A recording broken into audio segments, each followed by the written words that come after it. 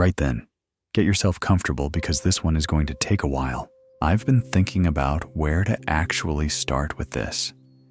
And honestly, there are a dozen reasonable entry points. You could start with a snap. You could start with a mad god sitting on a floating throne in the middle of space, arranging dead stars like flowers for a woman who will never love him back.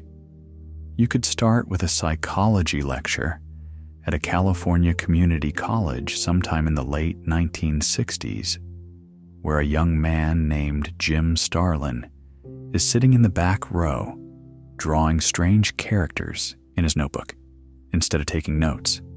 That last one is probably the most honest beginning, because essentially, everything we're going to talk about tonight, all of it, the gems, the gauntlet, the snap, the farmer, the cosmic entities, the sad purple man with the enormous chin, all of it came out of one person's head across a career that started in 1972 and was still going strong decades later.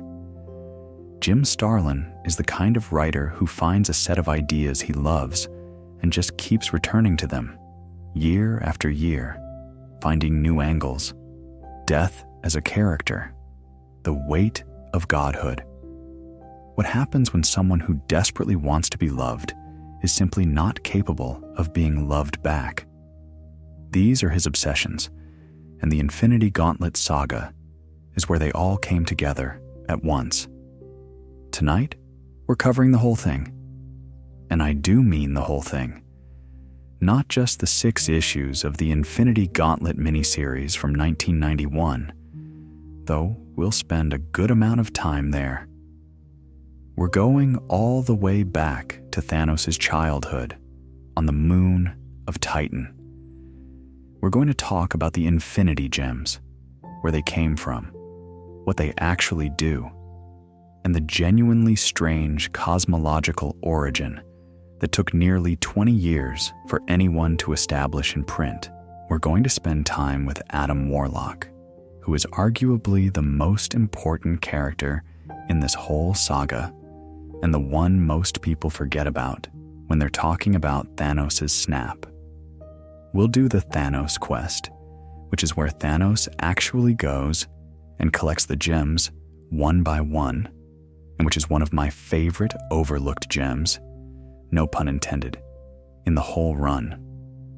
Then, the Gauntlet event itself. Then, the Infinity War in 1992. Then, the Infinity Crusade in 1993, which is the weakest of the 3, but has one genuinely extraordinary moment in it that I'll get to when we arrive there. There's no rush tonight. Each bit of this story is interesting on its own terms, so if you happen to drift off somewhere in the middle of a section, you won't have missed a payoff. Nothing here is building to a twist. It's just a very large, very strange story about power and loneliness and a universe that apparently runs on a kind of cosmic bureaucracy. And I find it genuinely fascinating. Oh, if you're new here and you want more of this kind of thing, the subscribe button is just sitting there. No pressure, just mentioning it. Now then, let's start at the very beginning. Actually, let's start slightly before the beginning. Let's start with the comics landscape in 1972 and the very specific type of storytelling that the Infinity Saga would eventually grow out of. Marvel Comics in the early 1970s had a wild, experimental quality that's sometimes hard to appreciate now, when superhero comics have been thoroughly mainstream entertainment for decades. In 1972, comics were still primarily sold on newsstands, still governed by the Comics Code Authority, and still figuring out what exactly they were allowed to say and how they were allowed to say it. But there were writers and artists pushing at those edges, Jack Kirby with his New Gods over at DC, which Starlin openly admired, Barry Windsor Smith doing increasingly strange things with Conan. And then there was this growing corner of the Marvel Universe that I'd call the cosmic side. Stories set not in New York, not in Asgard particularly, but genuinely out in the universe, dealing with beings so large and so powerful that the Avengers barely registered as relevant. The Silver Surfer existed. Galactus existed. There was a being called Eternity, who was literally the universe personified.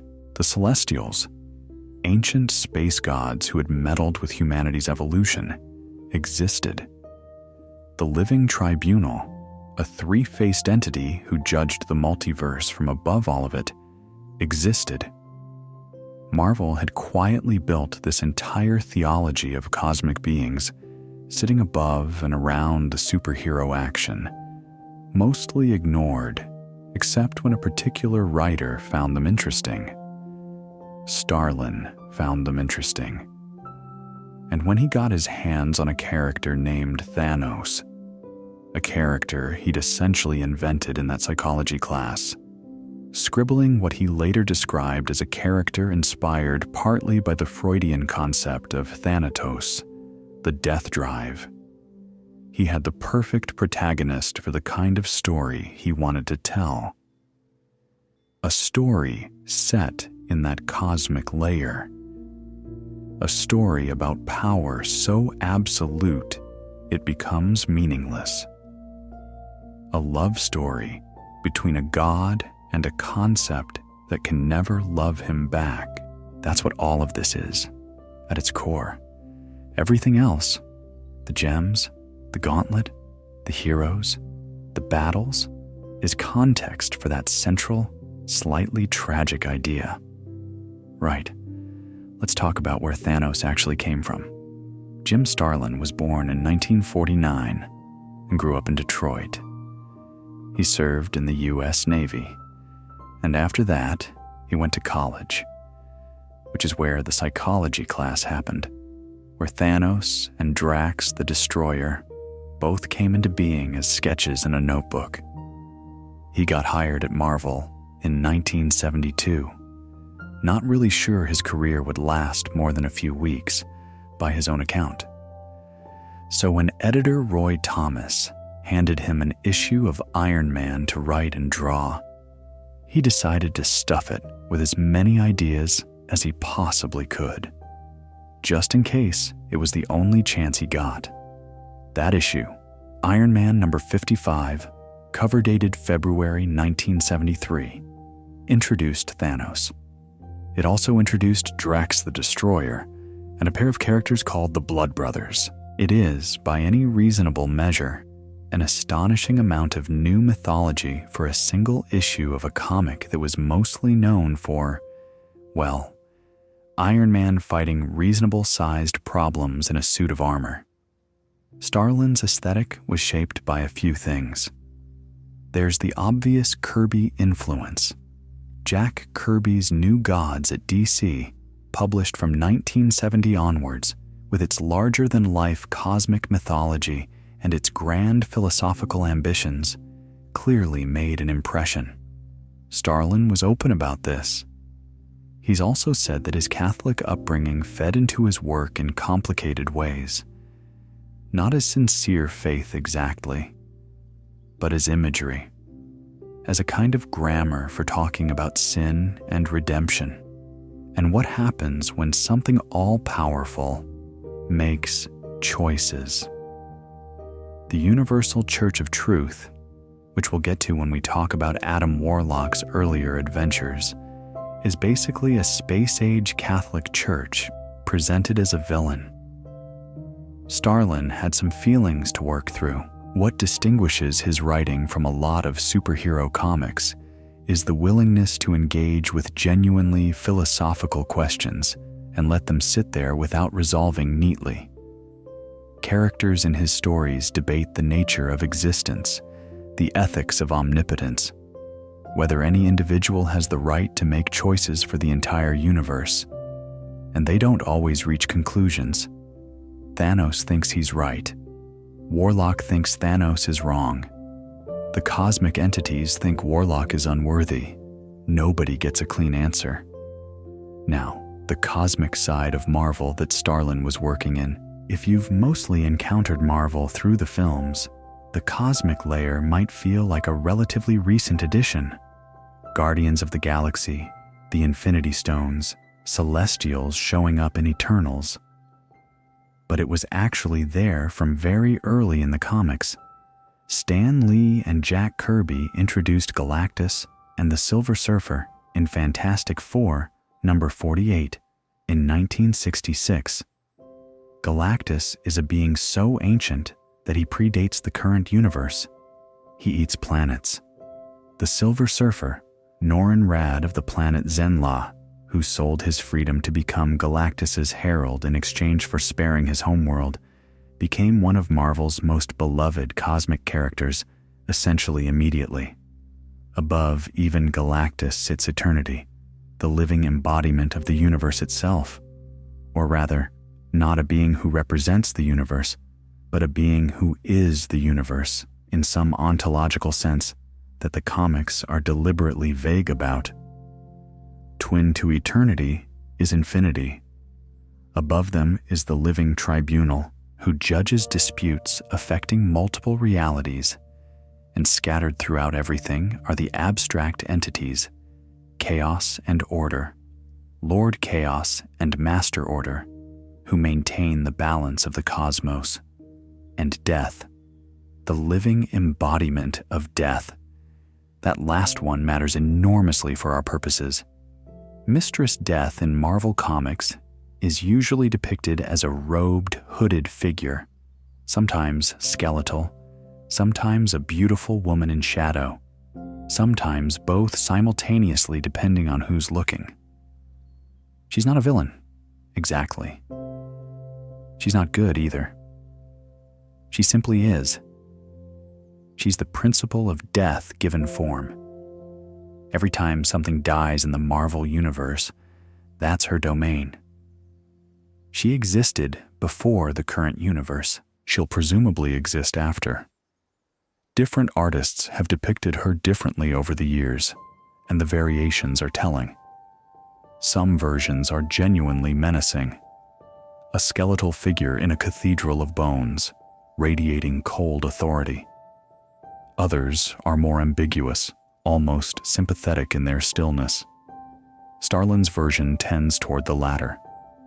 Death as a presence more than a figure, quiet and watching, neither kind nor cruel, but simply existing at the margin of everything. She rarely speaks directly in his stories.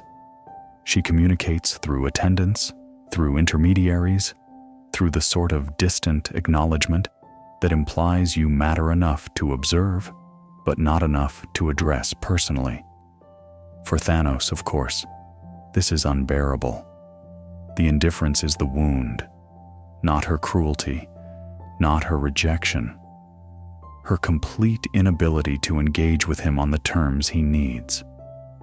Thanos falls in love with her. We'll get into why in a moment.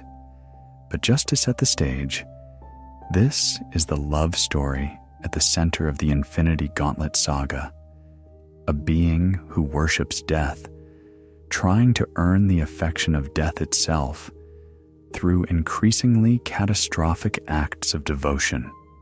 Starlin's career at Marvel had a stop-start quality in its early years. He wrote and drew some extraordinary Captain Marvel stories in the mid-70s, which is where Thanos' first major story arc played out. Thanos trying to use the cosmic cube, a separate powerful object, no relation to the gems, to win Death's favor. He then took over Adam Warlock, which is where the Infinity Gems concept really started to develop, even though they weren't called that yet. He stopped doing regular Marvel work after the late 1970s, did a famous graphic novel called The Death of Captain Marvel in 1982, worked at DC on some significant projects, and then came back to Marvel in 1990 to write Silver Surfer. That return is where the Infinity Gauntlet Saga really begins to crystallize. Starlin and artist Ron Lim spent 16 months building toward the event through the Silver Surfer book, reintroducing Thanos, resurrecting him by death's will, and laying the groundwork for the gem collection that would follow. It's a remarkably patient approach. 16 issues of monthly comics building one story before the actual event series even started. Ron Lim, by the way, is worth acknowledging properly here. He's not the most famous artist Marvel ever employed, but his work on the Thanos Quest, the Infinity Gauntlet, and the 2 sequels is consistently excellent. Clean, dynamic, good at rendering the vast scale these stories require without losing track of individual characters' expressions. George Perez penciled the first 3 issues of the Gauntlet proper and is rightfully celebrated. Those crowd scenes, those enormous cosmic tableaux. But Lim held the series together through the back half and then through the entire Infinity War and Crusade. He deserves more credit than he typically gets. Right, the context is set. Now, Thanos himself. Titan is one of the moons of Saturn. In the real world, it's a genuinely remarkable place. Thick atmosphere, methane lakes, the largest moon in the solar system after Ganymede. In the Marvel universe, it's a colony of Eternals. The Eternals in Marvel cosmology are beings created through celestial intervention. The Celestials being those enormous, incomprehensible space gods who visited Earth millions of years ago and conducted genetic experiments on early humans, producing 3 species: regular humans, deviants, and Eternals. Eternals are essentially immortal, physically perfect, with vast innate powers. They settled various corners of the solar system and beyond. The colony on Titan was established after what's sometimes called the Titan Schism. An Eternal named Aelers, also called Mentor, disagreed with the ruling body of Eternals on Earth and relocated to Titan, where he met a woman named Sui-San and built a new community. Thanos is their son. Born sometime in the distant past, the comics are vague about exact dates, since Thanos is ancient even by eternal standards, and he was born wrong, at least by the standards of his culture. He carries what's called the deviant gene, which manifested as the distinctive purple skin, the massive frame, the deeply lined features. Among the physically perfect Eternals of Titan, he looked like something from a different lineage entirely. His brother Eros, later known as Star Fox, which is one of the silliest superhero names in Marvel, though I say that with affection, was handsome, charming, everything Titan expected its children to be. Sui-San, when Thanos was born, apparently sensed something catastrophically wrong. She tried to kill him. Alars stopped her.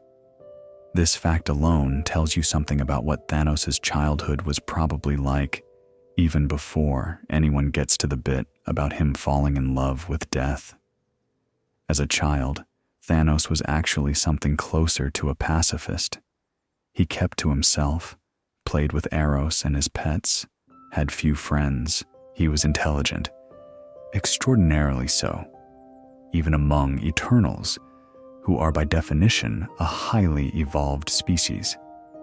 But he was withdrawn, moody, increasingly drawn to nihilism and entropy as adolescent interests, which is a somewhat more alarming version of the phase where most people just get very into a particular music genre and start wearing a lot of black.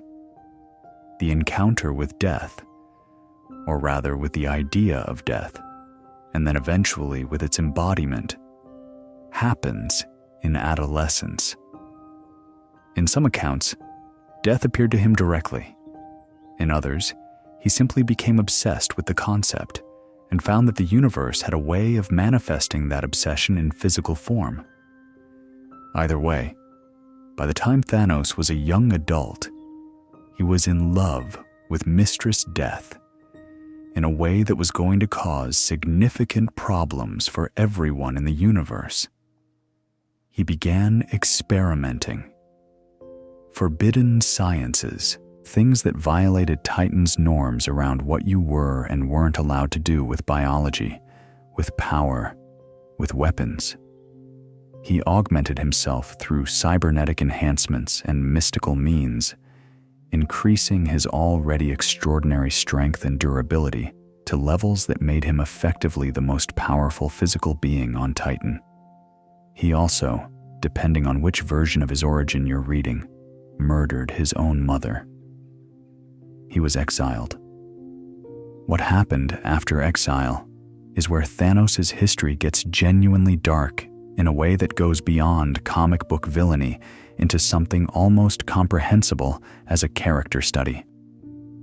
He found Titan's nuclear arsenal, and he turned it on his home. He destroyed it. He killed his own people. Not out of revenge exactly, more as an offering, the biggest gift he could think to give to the woman he loved. Death, on an enormous scale. This is the character.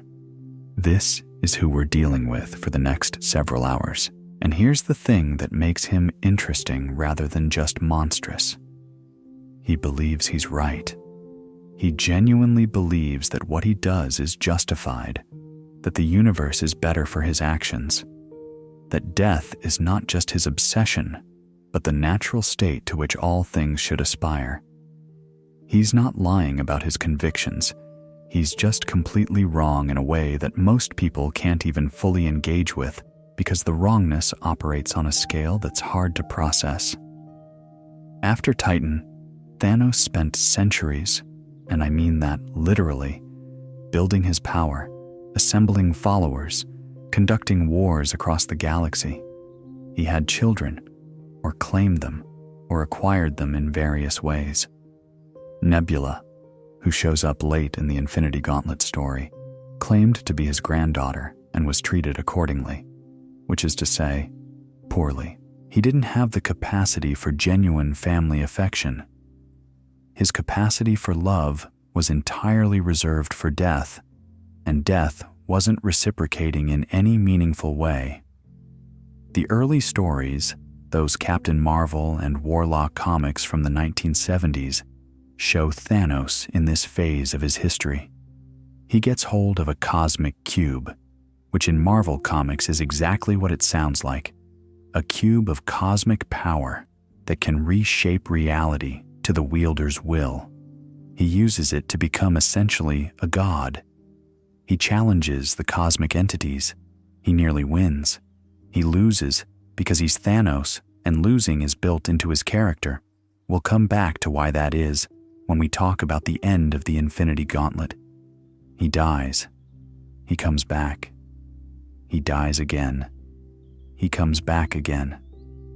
Thanos has a complicated relationship with death, given his feelings about death, and the universe clearly finds the irony amusing. He's killed by Drax the Destroyer at one point. He's turned to stone by Adam Warlock at another point. He has been dead, genuinely dead, multiple times in his publication history, and each time, death has either sent him back or someone else has resurrected him for their own purposes. By the time we reach the Infinity Saga in 1990, Thanos has been dormant for several years in comics time. His most recent death happened in the late 1970s. He's been resting, or whatever it is that dead gods do. And then death herself brings him back, with a specific purpose in mind. But before we get to that, let's talk about where the gems actually came from. There's a concept in Freudian psychology called thanatos, the death drive, the instinct toward dissolution, toward the reduction of all living tension into the quiet of non-existence. It's the counterpart to eros, the life drive. Starlin named his character after this concept and his brother after the other one, which is either very clever or pleasantly obvious, depending on how you feel about psychology as a narrative tool. I think it's quite elegant, personally. Mistress Death in Marvel is not a Grim Reaper figure exactly. She's more fundamental than that. The Grim Reaper is a servant of death, a personification of the process. Mistress Death is the principle itself. She's depicted differently across different eras and different artists, sometimes as a skeleton in a robe, sometimes as a beautiful woman with empty eyes, sometimes as a presence more than a form. In Starlin's work, she tends toward the latter, often communicating through intermediaries rather than directly, surrounded by a silence that reads as either profound or simply indifferent, depending on your interpretation. What's fascinating about Thanos' relationship with her is how fundamentally one-sided it is, and how Thanos refuses to acknowledge this for centuries. He kills for her. He arranges entire galactic conflicts as offerings. He destroys worlds and star systems and, eventually, half of all life in the universe as gestures of devotion. And she does not, in any conventional sense, respond. She accepts the offerings. She resurrects him when it serves her purposes. But she never loves him back, because she can't. The concept of death is not capable of that kind of reciprocation. There's a cruel irony built into the character that Starlin has talked about in interviews. When Thanos finally achieves real omnipotence through the Infinity Gauntlet, he becomes more powerful than death herself, which means she literally cannot speak to him directly anymore, because he has become her superior in the hierarchy of cosmic forces.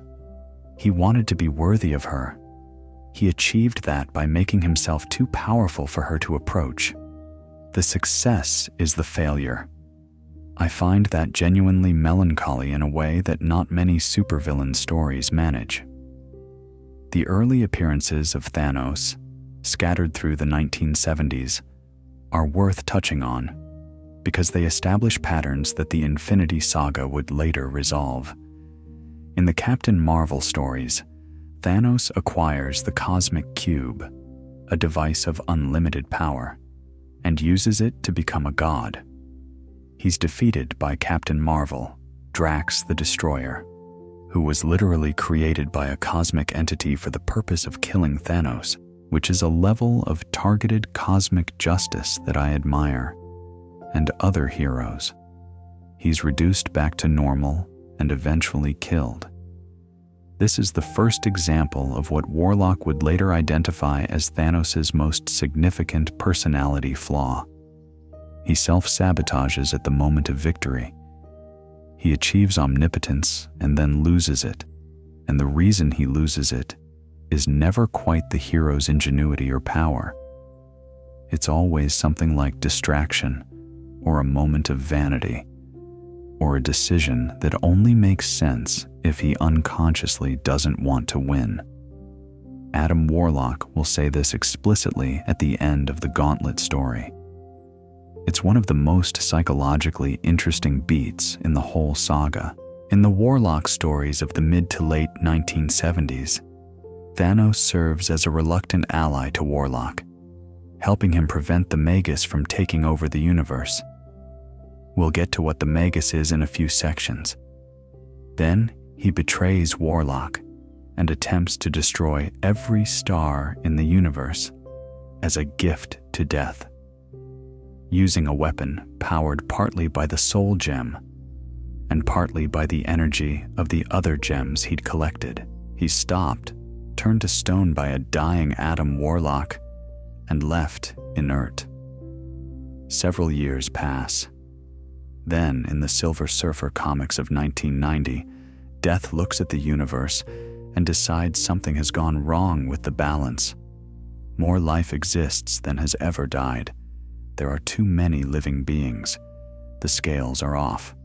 So, she resurrects Thanos, not with affection, not with warmth, but as a tool.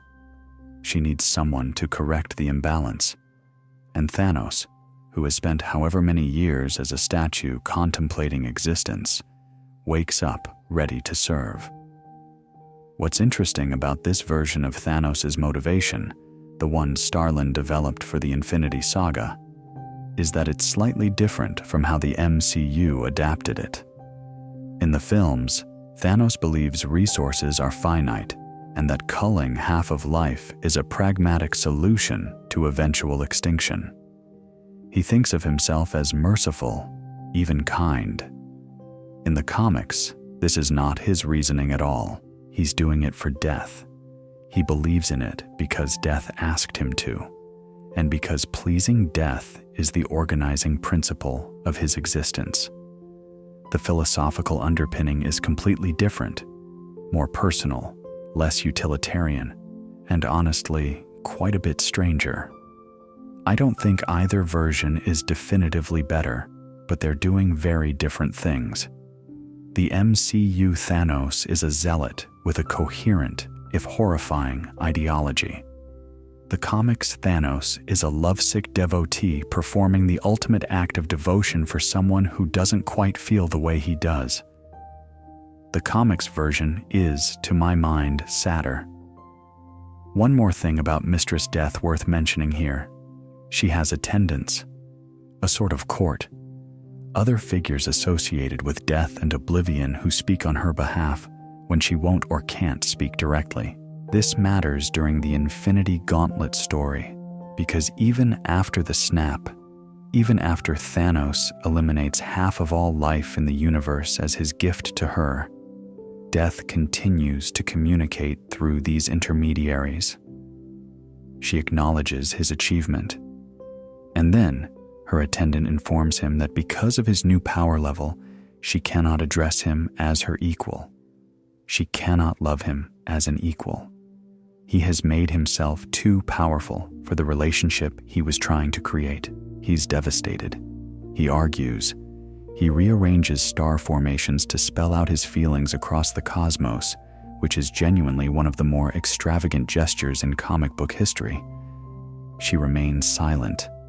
Now, the gems themselves, where they came from, what they are, and why it took about 2 decades of comics for anyone to establish their actual origin. Here is a fun detail about the Infinity Gems that I think a lot of people who came to this story through the MCU don't know. For nearly 20 years, nobody in the comics knew what they actually were. They just existed.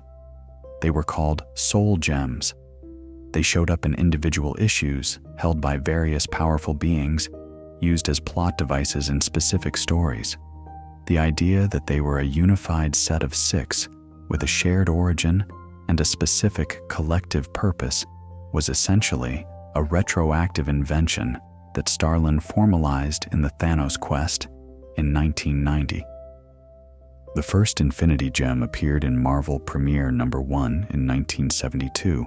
It's a green gem given to Adam Warlock by the High Evolutionary, embedded in his forehead. It's called the Soul Gem. It can do various things with souls: absorb them, manipulate them, access a pocket dimension within itself where captured souls reside.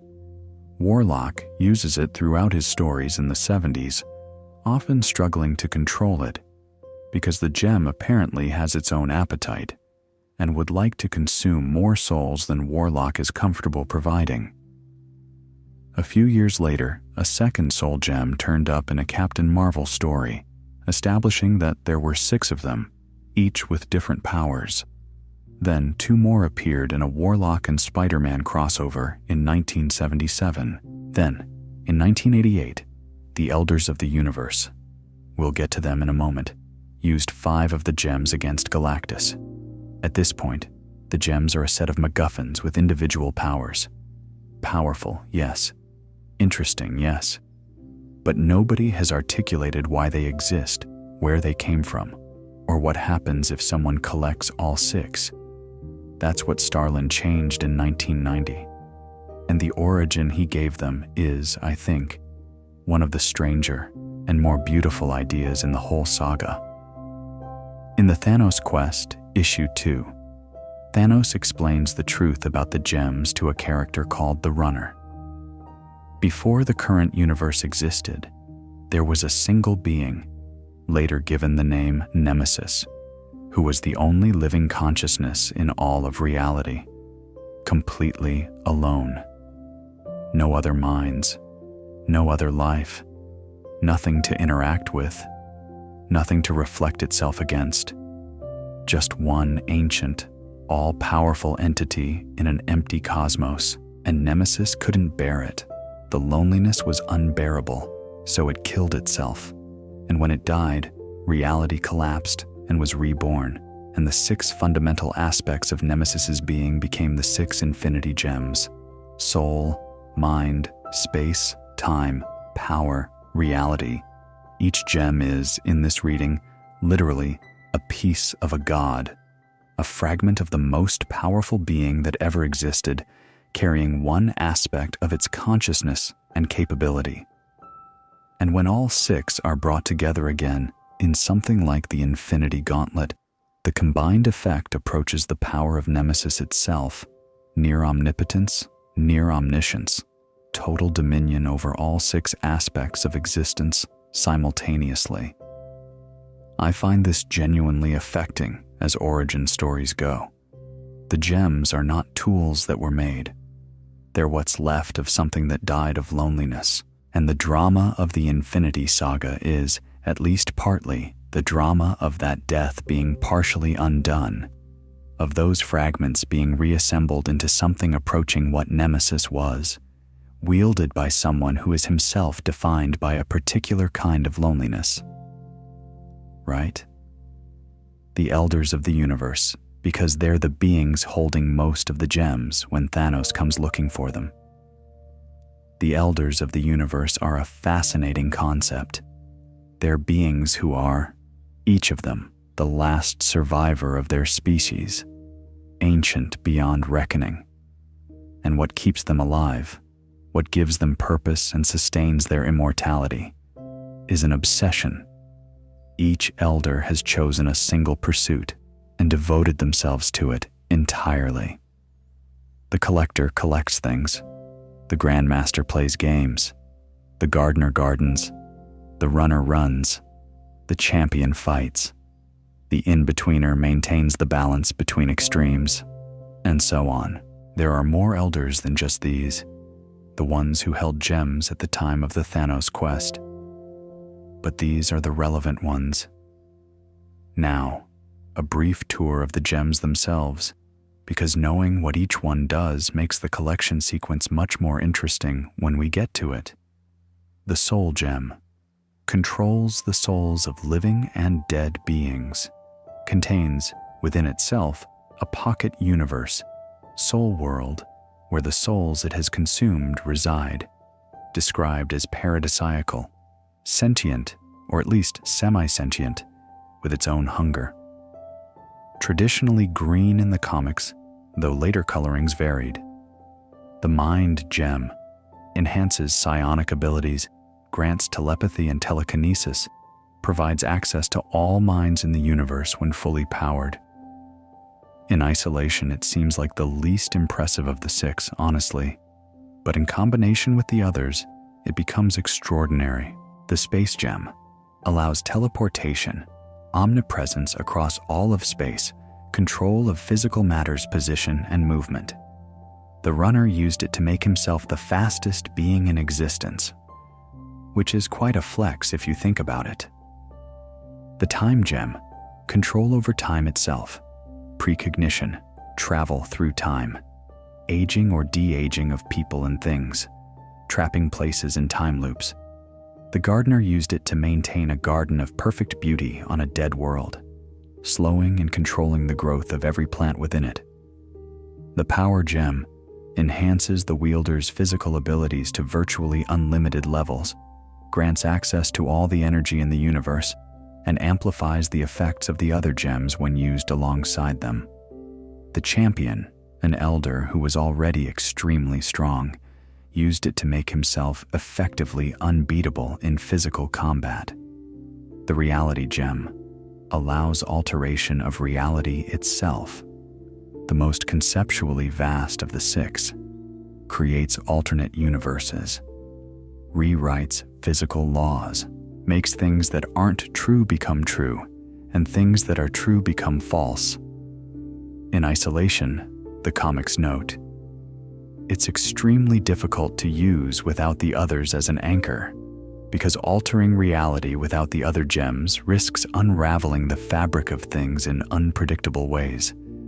The collector held this one: 6 gems, 6 elders, or more precisely, 6 powerful beings, since the in-betweener who held the soul gem wasn't technically an elder of the universe, but rather an abstract entity of his own type.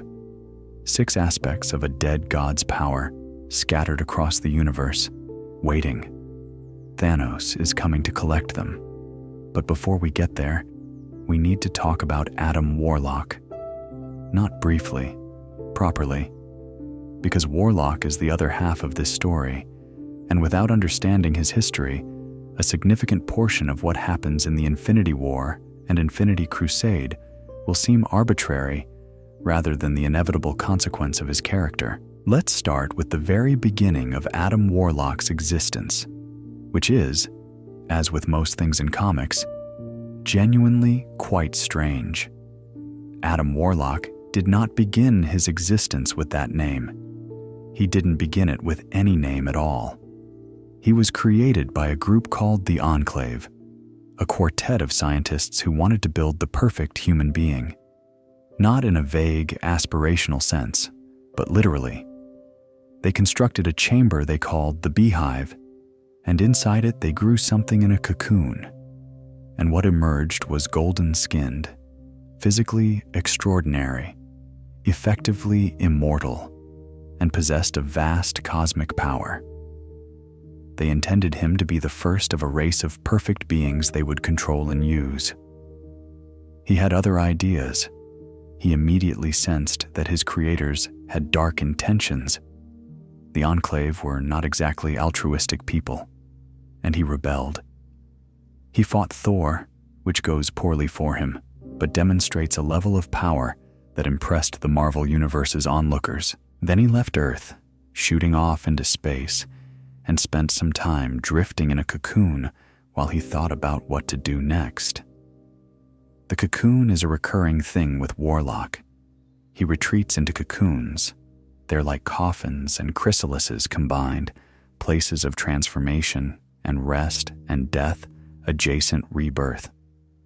Every time the universe becomes too much, or his physical body is destroyed, or he needs to process an enormous amount of change, he builds a cocoon and retreats into it and emerges as something different on the other side. It's an excellent metaphor, and one that comics of this era were quite comfortable leaning into without feeling the need to explain it too carefully. He emerged from that first post-Earth cocoon in the vicinity of the High Evolutionary, who was one of Marvel's more interesting background figures. A scientist who had evolved himself beyond conventional human biology and was now running genetic experiments on animals, creating humanoid beings he called New Men, and had more recently built an entire artificial planet called Counter-Earth, positioned on the opposite side of the sun from Earth, so it remained undiscovered. Counter-Earth was designed to be a better version of Earth. No evil. Perfect balance. A fresh start for humanity, essentially, with the High Evolutionary playing a benevolent creator role that the comic makes no effort to hide, is meant to evoke a particular religious tradition. The problem was one of the High Evolutionary's creations, a wolf evolved into humanoid form called the Man-Beast, had introduced evil to Counter-Earth, corrupted the population, made it just as much of a mess as regular Earth. The High Evolutionary was considering destroying his creation and starting again. And here was this golden man floating in space, powerful and purposeful, and in need of a direction. The High Evolutionary gave him a name, Adam, for being the first of his kind, and Warlock, because men would fear his powers. He gave him a green gem to press into his forehead, which would protect him against the man-beast's psychic powers and which would define his entire existence going forward. And he gave him a mission: go to Counter-Earth, save it from the man-beast, prove that humanity is worth keeping. The Counter-Earth storyline ran from 1972 until the series was canceled in 1973 and was completed in the pages of Incredible Hulk. It's quite earnest and somewhat awkward by modern standards, very heavy on the messianic imagery, Warlock frequently being compared to Christ, which the creative team, mainly Roy Thomas and Friedrich, leaned into without perhaps the sophistication required to pull it off properly. Warlock is captured by the man-beast. He's crucified, literally, and left to die. He retreats into a cocoon. He emerges more powerful. He defeats the man-beast. He is, without any apparent embarrassment, Space Jesus for about 2 years of publication. Jim Starlin took over the character in 1975 via the pages of Strange Tales and immediately stopped pretending this was a story about spiritual redemption and started making it about cosmic philosophy, institutional corruption, and existential dread. Within about 2 issues, Warlock was off Counter-Earth entirely and out in the galaxy, dealing with problems on a scale that made Man-Beast look like a local difficulty. What the Starlin era added to Warlock, crucially, is the Soul Gem's full implications. The gem in his forehead, which the High Evolutionary had given him as a tool, has its own agenda. It hungers. It wants to absorb souls. Every time Warlock uses it to save someone or defeat an enemy, it takes something, the soul of the defeated being, and adds it to the pocket universe within itself. Warlock has to constantly manage this, to resist the gem's pull toward consuming more than he's willing to give it. He's a messianic figure who's been given a relic that wants to eat people.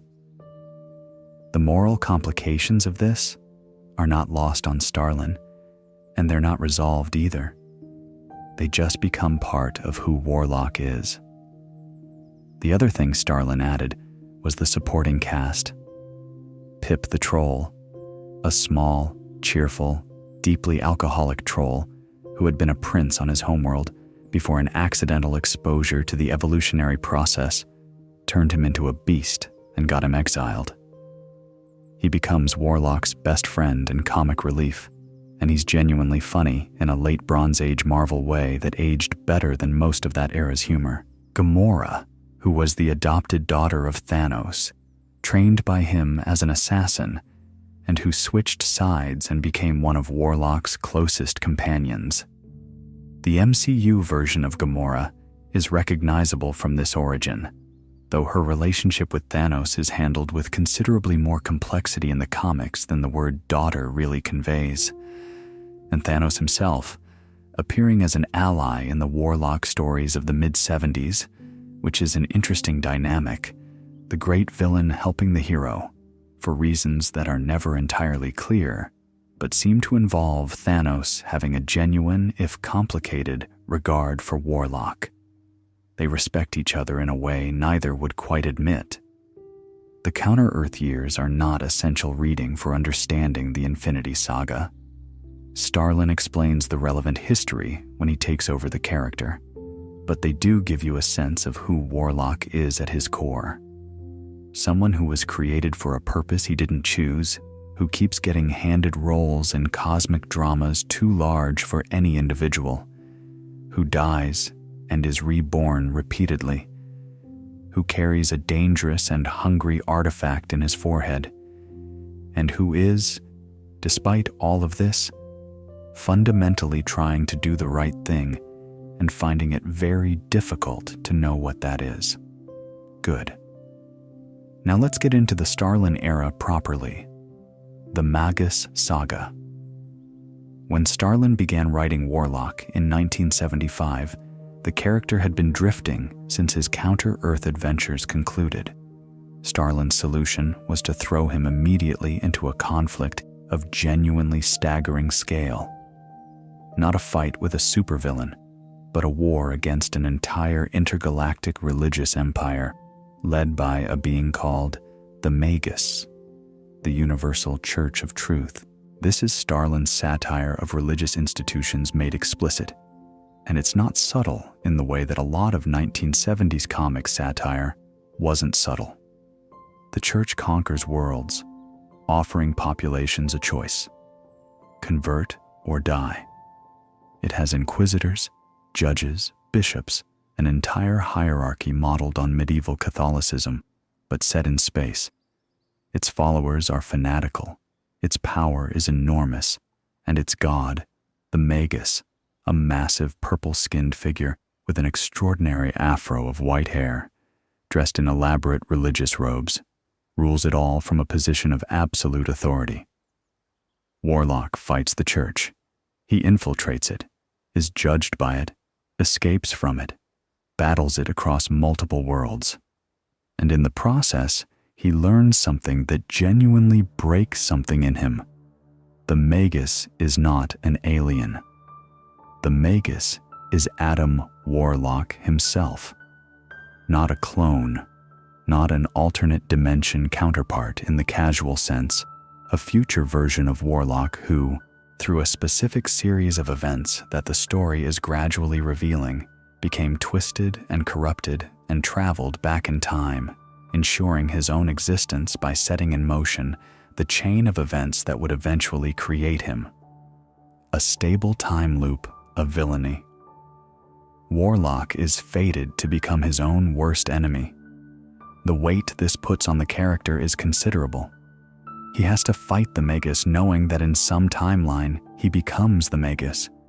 He has to find a way to break the loop, to prevent this future version of himself from coming into being without simply dying. Because if he dies in the wrong way at the wrong time, that's exactly how the Magus gets created. The solution involves Thanos, operating as an uneasy ally, helping Warlock access a dimension where he can destroy all but the shortest possible futures, eliminating the timeline in which Warlock lives long enough to become the Magus. It works. The Magus ceases to exist. The Church of Truth loses its god and gradually falls apart. This is when Pip the Troll and Gamora formally join Warlock's group. And this is when the nature of the Soul Gem starts to become clearer. It's revealed to be one of 6 gems, the gems that will eventually become the Infinity Gems. Starlin introduces the other gems here, scattered in the possession of various powerful beings, and Thanos, who is present as an ally but not quite as a friend, takes note of all of this for his own purposes. The second major arc of Starlin's Warlock run culminates in what's sometimes called the Second Thanos War, published in the Avengers Annual No. 7 and Marvel 2-in-1 Annual No. 2 in 1977. Thanos, having studied the gems and found a way to combine their energy, builds a weapon capable of destroying stars. His plan: to extinguish every star in the universe one by one as a gift to death. Gamora discovers this plan. She tries to stop Thanos and is mortally wounded. Pip is lobotomized, his mind erased by Thanos. Warlock reaches the dying Gamora and uses the Soul Gem to take her soul into Soul World, which is the kindest thing he can do for her, giving her the peace of that inner paradise rather than letting her die entirely. He does the same for Pip. Then he confronts Thanos. He's losing. He knows he's losing. In his final moments, mortally wounded, having spent nearly everything he has, he uses the Soul Gem to absorb his own soul. He chooses Soul World. He decides to die into it rather than die entirely. And he uses his remaining power to turn Thanos to stone. Thanos is found by Captain Marvel and the heroes, still turned to stone. The weapon is destroyed. Earth's superheroes stop a backup plan. The crisis is over. Adam Warlock, Gamora, and Pip are in Soul World, resting, at peace, in the pocket paradise inside the gem that Warlock carries. They'll be there for years of comics time, dormant, quiet, no longer part of the universe's ongoing dramas. The Soul Gem ends up in the possession of various characters over the following years, eventually coming to rest with Adam Warlock's spiritual successor, of sorts, before the events of the Infinity Saga bring it back into relevance. One detail I find rather charming about this conclusion. When Warlock takes his own soul into the gem, he's essentially choosing to die into his own weapon. The thing that was always pulling him toward consuming more souls ends up consuming him. There's a symmetry to it that feels less tragic than it ought to, probably because Soul World is genuinely presented as a good place. The souls there are happy. Warlock is at rest. It's not a horror. It's more like a retirement, a forced retirement under extraordinary circumstances, with the option to be woken up later when the universe really needs him again, which it will. The Mega Saga is worth reading on its own terms, separately from anything Infinity related. It's the peak of Warlock as a character in his own right, psychologically complex, philosophically engaged, genuinely strange in the way that the best Bronze Age comics were. The Soul Gem and its moral implications, the encounter with his own future corruption, the relationship with Thanos that is neither friendship nor simple enmity. All of this was built in the mid to late 1970s, and it's what the Infinity Saga would later build on, more than a decade later. Before we move to Soul World itself and what it's like in there, let's also briefly acknowledge the other characters in Warlock's circle, because they show up significantly later in this story. Drax the Destroyer, a being created by a cosmic entity specifically to kill Thanos, whose original human host was a man named Arthur Douglas. He's powerful, single-minded, and in later years significantly reinvented as a character by different writers. In the Infinity Saga, he functions as Muscle, essentially. Moondragon, a human woman who trained her mind to such a degree that she has extraordinary telepathic and telekinetic abilities, and who has a complicated, often antagonistic relationship with the other characters. She'll become relevant in the Infinity Watch section. And the Silver Surfer, Norrin Radd, Herald of Galactus, whose role as the person who sounds the alarm is crucial to how the Infinity Gauntlet story begins. We'll get to him in the next section when we talk about Starlin's return to Marvel in 1990 and the road to the Thanos Quest. First though, Soul World. What it's actually like in there. The pocket universe inside the Soul Gem is called Soul World, which is a very straightforward name for a place with quite remarkable properties. It's described, across various comics, as paradise. Not in the metaphorical sense, as an actual environment. Warm light, gentle landscapes, the souls that reside there living in a state of peace and contentment that the regular universe rarely offers. No urgency, no hunger, no physical pain. The beings there retain their identities, their memories, their personalities, but they exist in a kind of eternal present, without the weight of time or loss, or the particular pressures of having a physical body in a universe that contains things like radiation and sharp objects, and Thanos. When Adam Warlock absorbed his own soul and entered Soul World, he found the souls of everyone the gem had ever consumed. A whole community, in fact, many of them the people Warlock himself had inadvertently sent there during his years of struggling to control the gem's appetite. This could have been a horror. In Starlin's telling, it isn't. These are not tormented spirits. They're at rest. Some of them are grateful. Warlock becomes, in a sense, a guide and a center of gravity within Soul World, a familiar figure that the other souls orient toward. Gamora is there. Pip is there, his erased mind restored inside the gem's internal reality. They're together. This matters.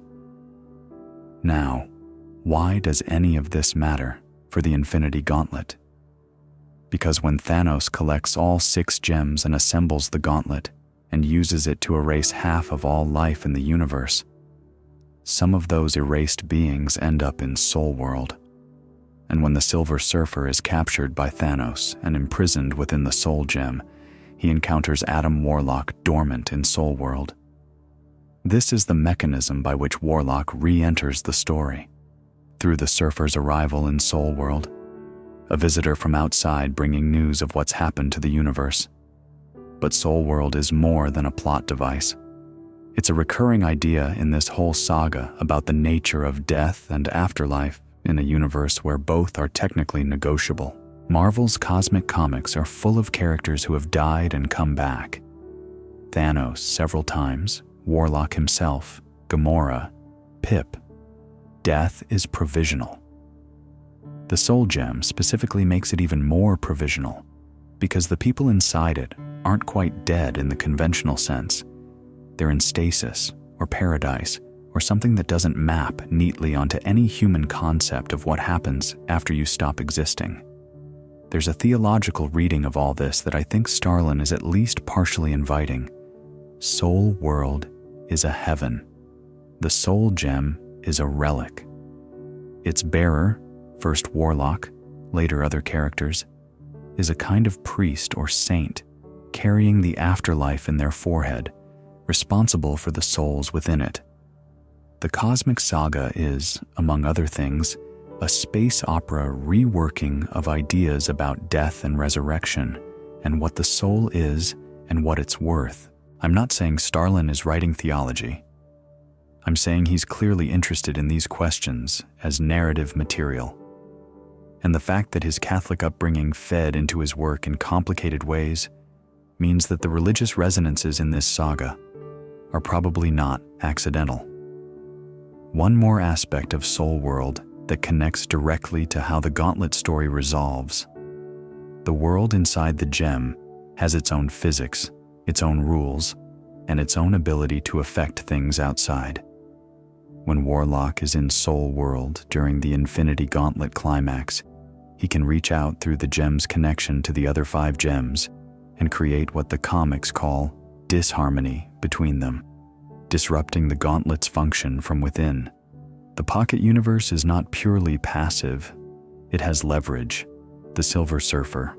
While we're talking about him in relation to Soul World, Norrin Radd of Zenla gave up his freedom to become Galactus's herald, to go ahead of the Great Devourer and find suitable planets for him to consume.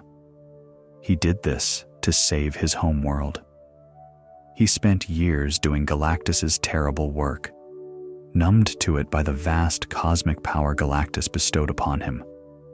He eventually rebelled, was punished, and spent years trapped on Earth before being freed. He's a figure defined by sacrifice and its costs. He gave up everything and ended up a prisoner of his own compassion. When Starlin wrote Silver Surfer starting in 1990, he used the character's reflective quality. The surfer is always watching, always observing, always slightly outside events rather than immersed in them, as the narrative vehicle for building toward the Thanos saga. The surfer watches Thanos return. The surfer registers the wrongness in the universe. The surfer sounds the alarm. He's the audience surrogate in a story where the main antagonist is beyond any single hero's ability to confront. His soul is trapped in the Soul Gem by Thanos early in the Gauntlet story, and his encounter with Soul World is the mechanism by which the sleeping Warlock learns what's happening to the universe outside. It's elegantly constructed in a way that works precisely because Starlin had spent 2 years setting it up through the Silver Surfer comic before the Gauntlet miniseries even launched. Right? The road to the quest. Road. Let's talk about how Thanos came back and what he did next. Starlin's return to Marvel in 1990 to write Silver Surfer was, in retrospect, clearly motivated by a desire to finish the story he'd started in the 1970s. Not finish in the sense of ending it, more like completing the architecture. He had built Thanos, built the gems, built Warlock, built the cosmic layer of the Marvel Universe. And then he'd left, and for 13 years or so, other writers had used those elements without quite understanding what Starlin had been doing with them. His Silver Surfer run starts with issue number 34 and immediately reintroduces Thanos. Not explosively, not with fanfare, Thanos simply turns up, alive again, courtesy of death having resurrected him. Quiet about it, planning. The Surfer encounters him, is alarmed, tries to warn the cosmic community. Thanos is evasive, gives the impression of having reformed, of simply existing without ambition. He's lying, obviously. Thanos has looked into Death's infinity well, a repository of cosmic knowledge in her realm, and learned the truth about the gems, their origin, their combined power, what they could make him capable of. He's decided that to properly fulfill his mission for Death, he needs the Infinity Gauntlet. He needs all 6 gems assembled. The 16 issues of Silver Surfer that build toward the Thanos Quest are patient storytelling in a way that the modern comics industry rarely permits. Each month, a bit more of the plan is revealed. The Surfer's suspicions grow. The other cosmic beings are observed. The elders of the universe, who hold most of the gems, go about their eternal, obsessive pursuits, unaware that a very large purple man is calculating how to take their prizes. What's interesting about this buildup is the characterization of Thanos during it. He's calmer than he was in the 1970s stories, more philosophical. He's had 13 years of being dead and turned to stone to reflect, and he came back with a kind of serene certainty about his mission. He doesn't rant. He doesn't monologue particularly. He explains, when asked, with the patient conviction of someone who has thought through all the objections and dismissed them.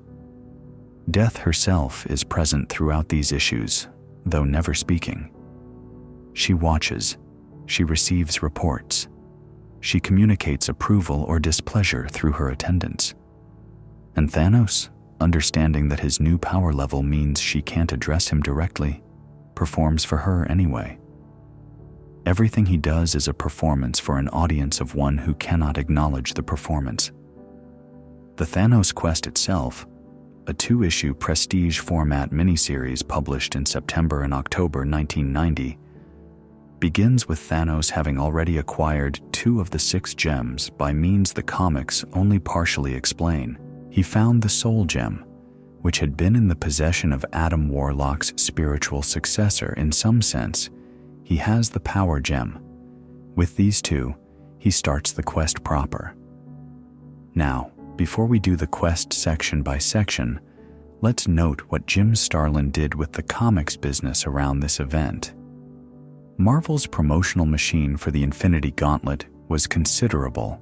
Retailer kits, preview articles in Marvel Age, a deliberate build over 2 years in the Silver Surfer book. But the Thanos Quest itself was the narrative foundation. If you don't know how Thanos got the gems, the opening pages of the Gauntlet feel like they skip the most interesting part. A lot of readers in 1991 came to the Gauntlet cold and had to backfill, which is part of why the quest has always had a slightly overlooked quality. It did the essential work, and the Gauntlet got the glory. Typically unfair arrangement, though not unique in this saga. Ron Lim draws the quest, and his clean, dynamic style is exactly right for a story that is essentially a series of confrontations between Thanos and increasingly powerful cosmic beings. Each encounter needs to show us that Thanos is smarter than his opponents, not just stronger. and Lim's ability to convey a character's expression, particularly the slightly condescending patience Thanos radiates throughout these confrontations, is crucial. One more thing about the road to the quest that's worth mentioning: Death's explicit motivation for resurrecting Thanos. She has identified a cosmic imbalance. More life exists in the universe than has ever died. The scales, in her accounting, are wrong. She wants half of all life eliminated to restore the balance. And Thanos, who has wanted an excuse to do exactly this for as long as he's existed, accepts the mission with what you might call professional enthusiasm. He does not tell Death about the gems. He's decided, on his own, that the gems will be the means by which he accomplishes her mission. He presents this to her as simply an efficient method. With the gauntlet, he can do it instantly, a single act rather than a war. She approves. She doesn't realize, until it's too late, that the power of the gauntlet will elevate Thanos so far above her that the relationship she was dangling in front of him as a reward will become structurally impossible. This is either a miscalculation on her part or, and I lean toward this reading, Death is not quite what Thanos thinks she is. She's not actually in love with him. She never was. She was using him. And the outcome, where he achieves omnipotence and she can no longer approach him, may be exactly what she intended. A god who can't be reached by Death is still subject to Death's fundamental indifference. But that's speculation on the cosmic entity's inner lives, which the comics are wisely vague about. Right, let's do the quest. The Thanos Quest is 2 issues. It covers 6 encounters, 6 beings, each holding one of the gems, and it's structured a bit like a heist film, where the interest is not really whether Thanos will succeed, he will, but in how he goes about it each time. Each encounter is different. Each requires a different approach, and in each one, you see Thanos doing what he does best, not just overpowering opponents, but outthinking them. He already has the Soul Gem and the Power Gem when the quest begins. So his first target is the In-Betweener. The In-Betweener is an abstract entity, one of those cosmic beings who exists as a principle rather than as a conventional character. He embodies the balance between opposites, life and death, logic and emotion, being and non-being. He's neither good nor evil, neither positive nor negative, but the space between them. In practice, this makes him extremely powerful in a conceptual sense and somewhat unwieldy as an antagonist, because an entity defined by balance can't really act decisively in any direction without undermining itself. Lord Chaos and Master Order, 2 other abstract entities in a cosmic relationship, something like siblings who are constantly arguing, have imprisoned the In-Betweener at the nexus of reality, a significant location in Marvel cosmology for reasons of their own. Thanos travels there and, through a combination of his existing power and the In-Betweener's constrained situation, takes the Mind Gem. The Soul Gem had been in the In-Betweener's possession at some point. The details here are slightly murky, but the practical outcome is that Thanos walks away with another gem and leaves the In-Betweener still imprisoned. The Champion is next. An Elder of the Universe who holds the Power Gem. Wait, no. Thanos already has the Power Gem. The Champion holds the Space Gem, actually, in this telling. The confusion around which Elder held which gem varies slightly between the Thanos Quest and the Infinity Gauntlet, a minor continuity wrinkle that you can either worry about or not. The Champion is defined by combat. His obsession is fighting, being the best fighter in the universe, and with the Space Gem, he has enhanced this considerably.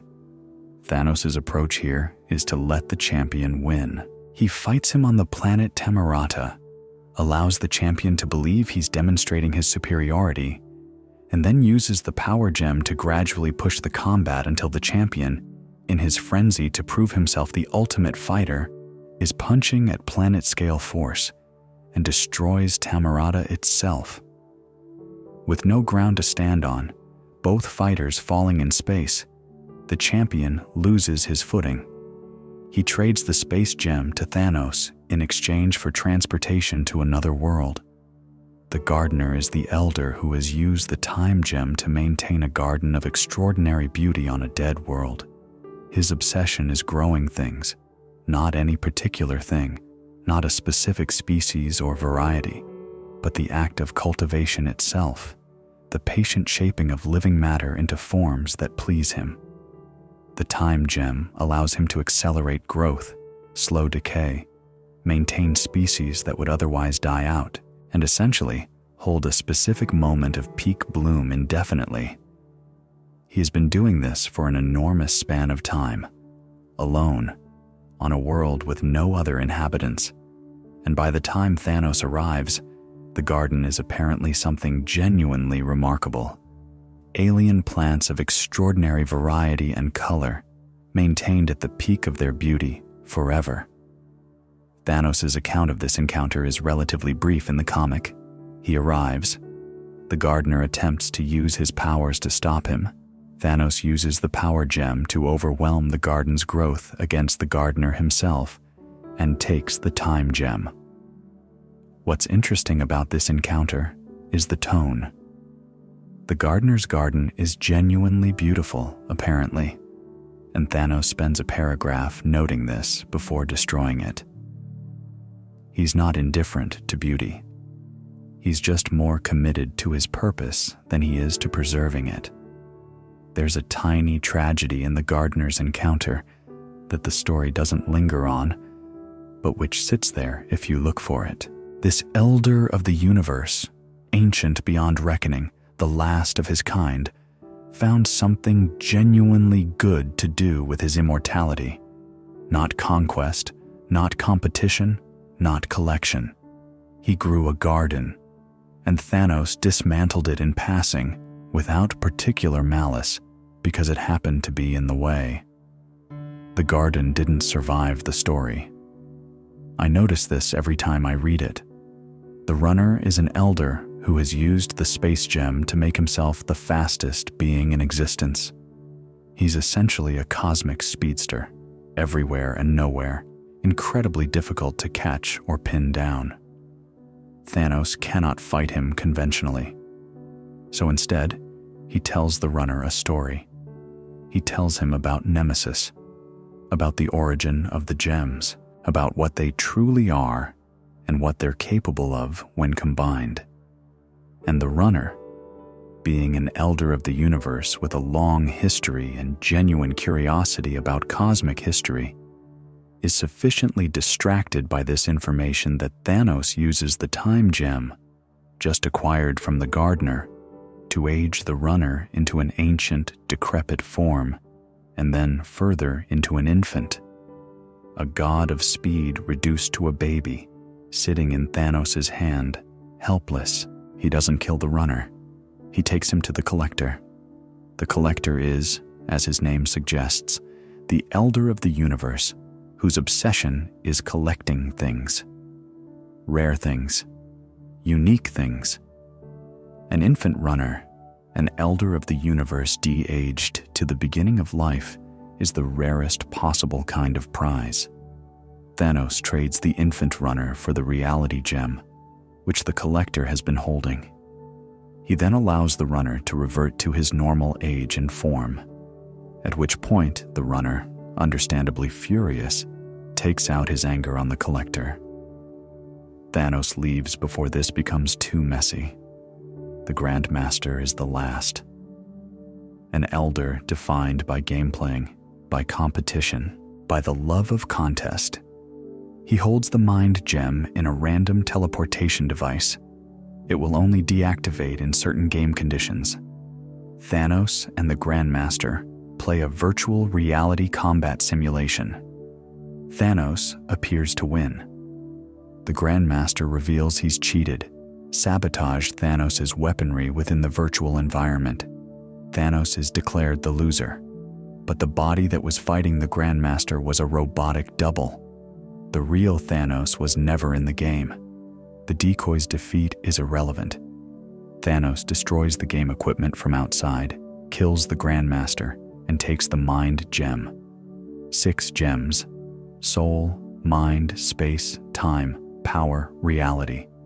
All of them now in his possession. He sets them in a golden gauntlet, the Infinity Gauntlet, and returns to Death's realm to present his achievement. She acknowledges it through an attendant. He demands she speak to him directly. The attendant informs him that with his new power level, Thanos is not Death's equal. He is her superior. It would not be fitting for her to address someone above her station. Thanos sits with this for a moment. He has accomplished something extraordinary. He has assembled the most powerful artifact in the universe. He is effectively omnipotent. And the thing he wanted more than anything else from this achievement, Death's direct acknowledgement, her voice, her presence as his equal, is now the one thing his success has made impossible to have. He doesn't rage. He sits, he processes, and then he starts laying out his plan to fulfill her mission. Half of all life eliminated in a single act. A snap of omnipotent fingers. He'll do what she sent him back to do, and he'll do it perfectly, and perhaps she'll find a way to speak to him after. The pacing of the Thanos Quest is worth emphasizing one more time because it shapes how you read the Gauntlet. By the time issue 1 of the Gauntlet opens in July 1991, Thanos has already assembled the Gauntlet. He already has the power. The quest was the story of how he got there. The Gauntlet is the story of what he does with it. Each story is better for the other's existence. All right. The Infinity Gauntlet, July 1991. George Perez drawing the first issue. The world is about to get a lot quieter. The Infinity Gauntlet, number 1, was cover dated July 1991 and penciled by George Perez, who had spent most of the 1980s doing extraordinary work at DC. He drew the 1985 to 86 Crisis on Infinite Earths, and his run on Wonder Woman in the late 80s is considered one of the character's definitive eras. His return to Marvel for this event was a genuinely big deal, and you can see why Starlin and editor Craig Anderson wanted him specifically. The Infinity Gauntlet would require the ability to draw dozens of characters simultaneously, to render cosmic scale without losing human detail, and to handle the particular challenge of depicting things like half a universe disappearing. Perez could do all of this. His crowd scenes are legendary. He draws every character distinctly, even when there are 40 of them on a page. His faces are expressive. His layouts have an architectural quality. You always know exactly where you are in space relative to everything else. For the first 3 issues and part of the 4th, he's doing some of the best work of his career. And after he stepped back, his own schedule being genuinely brutal, and some creative friction with working from full scripts after being used to more collaborative processes, Ron Lim finished the series with a consistency that held the visual identity together. George Perez passed away in May 2022. The appreciation the comics community expressed was enormous and sincere. He was, by all accounts, as good a person as he was an artist, which is saying rather a lot. Issue 1 opens with the universe already wrong. Not catastrophically, not yet, but wrong. Animals disturbed, people with undefined anxiety they can't explain. The cosmic community in disarray. There's a page near the beginning showing Thanos on his newly constructed citadel in space. A giant floating fortress with obsidian statues representing Death's attendants surrounding a throne, with a specific empty seat reserved for Death herself. He's been building monuments, rearranging things, waiting. Nebula is there, attached to his throne. She had, at some point before this story, claimed to be his granddaughter. Thanos doesn't acknowledge the claim or acknowledge her as anything other than an irritant, and for this presumption, he kept her alive in a state of severe physical damage. Burned, barely conscious, preserved by Thanos' power in a condition that prevents healing. A monument to his displeasure, essentially, draped near his throne. This is one of the darker images in the story, honestly. Not action dark, just quietly horrible in a way that's easy to overlook if you're reading fast. The Silver Surfer is investigating Thanos' return, alarmed by what he can sense and observe, trying to understand the scale of what's being built. He reaches Earth, crashes through Doctor Strange's window. This became one of the most reprinted panels of the story, and delivers his warning. Thanos is back. He has the Infinity Gauntlet. Something is about to happen. Doctor Strange begins gathering heroes and information. He contacts whoever he can reach.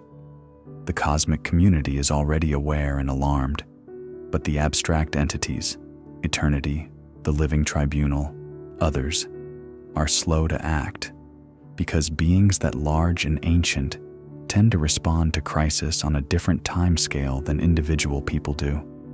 And then Thanos decides the time has come. The snap in the comics is not quite the snap in the film. In Avengers, Infinity War, it's a single cinematic moment. Thanos curls his fingers and the world goes quiet. In the comics, it's conveyed differently. Thanos wills it, and across a series of pages, people simply stop being there. A soldier in the middle of combat, a child on a bicycle, people in mid-conversation. It's not a flash, it's more like a subtle edit. The world carries on, but with half its cast removed. No bodies, no drama of dying, just absence. Perez's double-page spreads during this sequence are worth spending time with. He draws crowds and cityscapes and groups of heroes, and then in the next panel or the following pages, those same locations are emptied. The bicycle is still rolling, but its rider is gone. Thor stands on a battlefield that suddenly has half the combatants it had a moment before. People in the street who are no longer there. The quietness of it in the art is more affecting than an explosion would have been. Some named heroes die in the snap or in its immediate aftermath. Spider-Man goes. Thor is reduced to his human form. Captain America is attacked by a now-alive Nick Fury, who was apparently snapped back to a violent state. It's chaotic and confusing and deliberate. Starlin wanted the surviving heroes as disoriented as the reader. Half of all life, 3.5 billion humans, using the rough population numbers of 1991, trillions of beings across the galaxy, plants, animals, beings that aren't even sentient by human standards. Thanos eliminates half of everything living, because that was what death asked for. The aftermath in the comic has a specific quality of stillness that is genuinely unusual for Marvel. The world doesn't become a disaster film of screaming and running. It just becomes quieter. Cities with half their populations simply absent. Roads with cars still moving, but fewer of them. The particular silence of a world that has lost something enormous and hasn't quite understood it yet. Starlin and Perez let this breathe across several pages without rushing to the next plot point. There's a page near the end of issue 1 that shows various locations across Earth and the galaxy. Not famous locations, not hero headquarters, just ordinary places, and the simple absence in each of them. A playground with children's toys still moving on swings, but no children. A street corner in a city, normal in every respect, except that there are half the people there should be. A distant alien world, its surface visible from space. somehow suggesting loss without depicting it directly. Starlin doesn't editorialize these pages. He just shows them. The horror, if you want to call it that, is entirely in what's not there. And then he sits on his throne and waits for death to say something. She doesn't. Issue 1 ends with Thanos sitting in his fortress, the universe half empty, and Mistress Death still communicating only through intermediaries, still treating him with the same formal distance as before. He's done it. He's given her the greatest gift in the history of any universe, and she can't speak to him. The promotional material for the Infinity Gauntlet series made much of the idea that Marvel would actually follow through on the consequences of the story, that characters who died would stay dead, that the scale would be real. This was unusual at the time. Comics in 1991 did not typically commit to their own premises so fully. And it's worth remembering that readers in mid-1991 didn't know how this was going to resolve. The event had been built up enormously, but the ending wasn't yet visible. For those few months, half the Marvel Universe was simply gone. Let's talk about what happens in the Soul Gem. When Thanos captures the Silver Surfer and traps him within the Soul Gem as an act of pique more than necessity early in the Gauntlet story, he inadvertently connects the one person who knows the full situation to the one person capable of doing something about it. The Surfer falls into Soul World, and Soul World is peaceful, warm, quiet, populated by souls who have been there for years. And somewhere in its soft, undefinable landscape is Adam Warlock, resting with Gamora and Pip, in a state that is something between sleep and death and contentment. The Surfer wakes him up. The meeting in Soul World is one of my favorite sequences in the Gauntlet, not because of any dramatic revelation or visual spectacle, but because of its quietness. Warlock has been at rest for years. He has, by every indication, found the peace he spent his entire life struggling toward. And here is the Silver Surfer, arriving in this place like someone barging into someone else's bedroom at midnight, telling him that the universe has been cut in half and they need him. Warlock's response is not excited, it's sorrowful. He understands what's happened immediately. The connection to the Soul Gem gives him some access to what's happening outside, and the Surfer fills in the details.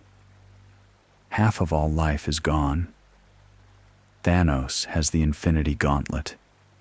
The cosmic entities are overwhelmed. Earth's heroes are scattered, grieving, not yet organized. He also knows what his role will be, not to fight Thanos. That's beyond what even Warlock can do directly, but to be the architect of a response, to coordinate the surviving heroes and the cosmic community into something that, if not a genuine assault capable of defeating an omnipotent being, is at least a distraction, a way to create moments of opportunity. But here's the thing. He can't simply leave Soul World. He doesn't have a body outside. His soul is in the gem, and his body, last seen in the 1970s, is long gone. He needs to find a host. The solution involves Adam Warlock's physical resurrection, which happens in a fairly pragmatic way. A new body is created or found, and Warlock transfers himself into it. The specifics are a bit convoluted in the comics, but the practical outcome is Warlock emerging from the Soul Gem into the physical world, reconstituted, ready to act. While Warlock is organizing, Doctor Strange is doing the same thing from a different angle. He contacts whoever is still alive and reachable. Thor, Wolverine, Spider-Man, the ones who survived the initial chaos, the Scarlet Witch, Vision, Iron Man, Captain America. He makes contact with the cosmic entities, Galactus, who is something of a wild card, Epoch, who is a being connected to cosmic wisdom, and the collected smaller cosmic entities who orbit eternity. Eternity is in a complicated position here. As the embodiment of the universe, the fact that Thanos has made himself more powerful than the universe is an existential problem that eternity cannot immediately process. There's something philosophically interesting about a being who literally is the universe being unable to stop someone who has seized control of the universe's fundamental aspects. Issues 2 and 3 of the Gauntlet have a quality that I think is often undersold. They're slow, deliberately slow. Starlin takes his time with the aftermath of the snap, giving it room. The heroes dealing with what they've lost. Strange's careful gathering of forces.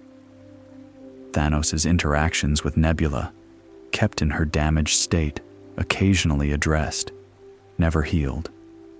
His continuing attempts to communicate with Death, who continues to respond only through intermediaries. There's a moment where Thanos rearranges cosmic formations, star clusters, nebulae, into patterns meant to express his love. It's described rather than depicted, but the image is remarkable. The most powerful being in the universe, effectively a god, using his omnipotence to write love letters across the sky to someone who won't read them. The scale of the gesture makes it more absurd and more sad simultaneously, not less. Warlock's plan, when he's finally back in the physical world and has assessed the situation, is simple in outline and deeply impractical in execution. All surviving heroes will attack Thanos' citadel directly. All surviving cosmic entities will follow. The rationale is not that this can defeat him. Warlock is clear-eyed enough to know it can't. The rationale is that Thanos, who is defined by his ego and by his desire to be witnessed, may make mistakes when challenged at maximum scale. He may become distracted. He may perform rather than simply act. And in those moments of performance, something might shift. It's a plan that requires everyone involved to accept they're probably going to die for the sake of creating a distraction. The heroes, to their credit, mostly accept this. Captain America explicitly accepts it, in a way that defines his character as clearly as anything he does in the MCU version of events. He knows he can't win. He goes anyway. There's something worth noting about the cosmic entity's participation in the assault. Galactus, a being who eats planets, deciding to join an effort to stop someone who erased half the universe. This is not Galactus acting as a hero. This is Galactus acting out of self-interest. The universe in which he exists is now controlled by someone else. That threatens his access to the food supply and also his status as one of the largest powers in existence. His motivations are not noble, but his participation is useful, and Starlin doesn't pretend otherwise. The assault is building. Issue 4 is where everything breaks open. And before we get there, one more note about the tone of the Gauntlet story up to this point. It is, for a superhero event comic about the end of half of all life, remarkably quiet. There's no constant motion. There are long passages of characters sitting and talking and processing. Thanos is frequently alone, thinking. Warlock is frequently alone, planning. The Silver Surfer is frequently observing rather than acting. Even the gathering of heroes has a stillness to it. People in shock, moving carefully, understanding that what they're about to do cannot succeed in any conventional sense. This pacing is one of the reasons the Gauntlet aged better than most crossover events of its era. The human, or cosmic, weight of the situation is not rushed past in favor of spectacle. Issues 3, 4, and 5 are where the fighting starts in earnest. Issues 3, 4, and 5 of the Infinity Gauntlet are the action center of the story. And there where Perez's extraordinary crowd scene ability and then Lim's clean dynamism work together to present something genuinely hard to visualize in prose. Dozens of superheroes fighting a god. The assault on Thanos' citadel involves most of the surviving heroes of Earth. Thor, Iron Man, the Hulk, Captain America, Spider-Man, the Scarlet Witch, the Vision, Wolverine, and more. The ones who survived the snap and the chaos that followed. Doctor Strange coordinates. Adam Warlock hangs back, for reasons that will become clear. The Silver Surfer is present, but has already contributed what he most needed to, waking Warlock. And then, from the other direction, the cosmic entities, Galactus, enormous even by the standards of beings who eat planets. Epoch, various lesser cosmic powers, the living embodiment of the universe and its component forces, arraying themselves against a being who has made himself the universe's master. Thanos sits on his throne and watches them come. The individual battles are largely one-sided in the most comprehensive way possible. Thanos is not fighting back against equals, he's swatting things. Thor throws his hammer. Thanos catches it and uses it to beat Thor with it. The Hulk charges. Thanos transmutes him into glass and shatters him. Spider-Man fights briefly and effectively, buying time through mobility and luck, and is crushed. Heroes die, are wounded, are transformed into things they weren't before. The Scarlet Witch, whose reality-warping powers are among the most formidable in Earth's superhero community, manages to affect Thanos slightly before being stopped. Dr. Doom, predictably, attempts at one point to seize the gauntlet for himself. Of course he does. What's memorable about these sequences is not the fighting specifically. The fights are always going to go badly, and Starlin doesn't try to pretend otherwise, but the moments between the fights. Thor, defeated, down, getting back up. Captain America, the last hero standing at one point, walking toward Thanos. Not running, not charging heroically, walking, calmly. His shield broken. He knows it's hopeless. He tells Thanos that as long as a single hero draws breath, the fight will continue. Thanos kills him, or appears to. The point stands. The cosmic entities join and things get metaphysically strange. Eternity, the living universe, engaging with Thanos directly. And Thanos, with the gauntlet, extends his consciousness into the universe itself, merges with eternity, becomes the universe in a sense, transcends his physical body in a moment of ultimate power. He stands on what the comic describes as the pinnacle of all existence, and he leaves the gauntlet behind. This is the moment everything turns, not because of any hero's plan, not because Warlock executed some brilliant stratagem. Thanos, at the moment of his greatest achievement, simply stops paying full attention to the gauntlet. He becomes so absorbed in his transcendence, in the experience of being everything and everywhere, that the physical object he assembled, and which granted him all of this, simply sits on his hand, unattended. Nebula takes it. Nebula, who has been draped across Thanos' throne for the entire story, in a state of damaged half-existence, kept alive by his power and treated as furniture, was always going to act the moment opportunity presented itself. She's been watching. She's been waiting.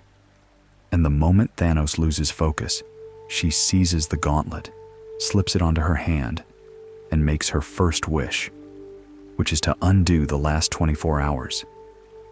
Her reasoning is not philosophical or cosmic. It's personal. She wants everything to be as it was before Thanos took power, because Thanos with the gauntlet is the person who created her current condition. She wants to go back to when she was intact, whole, herself. The effect of undoing the last 24 hours is that half the universe's population is restored. All the people who were snapped return. The dead heroes return. The cosmic entities return. Not because Nebula intended this as a humanitarian act, but because she wanted yesterday back, and yesterday is when all those people were alive. This is honestly one of my favorite details in the story. The universe is saved, in the most significant sense, by an act of pure selfishness, by someone wanting their own life back. There's something almost humanizing about that in a saga full of cosmic abstractions. But Nebula with the Gauntlet is not much better than Thanos with it. She wills herself back to health, stands up whole and powerful, and declares herself the new ruler of everything. She's erratic, inexperienced with the Gauntlet's controls, overwhelmed by the power. The heroes, restored, immediately have to fight her rather than Thanos. Thanos, meanwhile, falls out of his transcendent state and back into a body without the Gauntlet. He's still immensely powerful physically, but he is no longer omnipotent. And he makes a decision. Rather than trying to seize the Gauntlet back himself, he helps the heroes.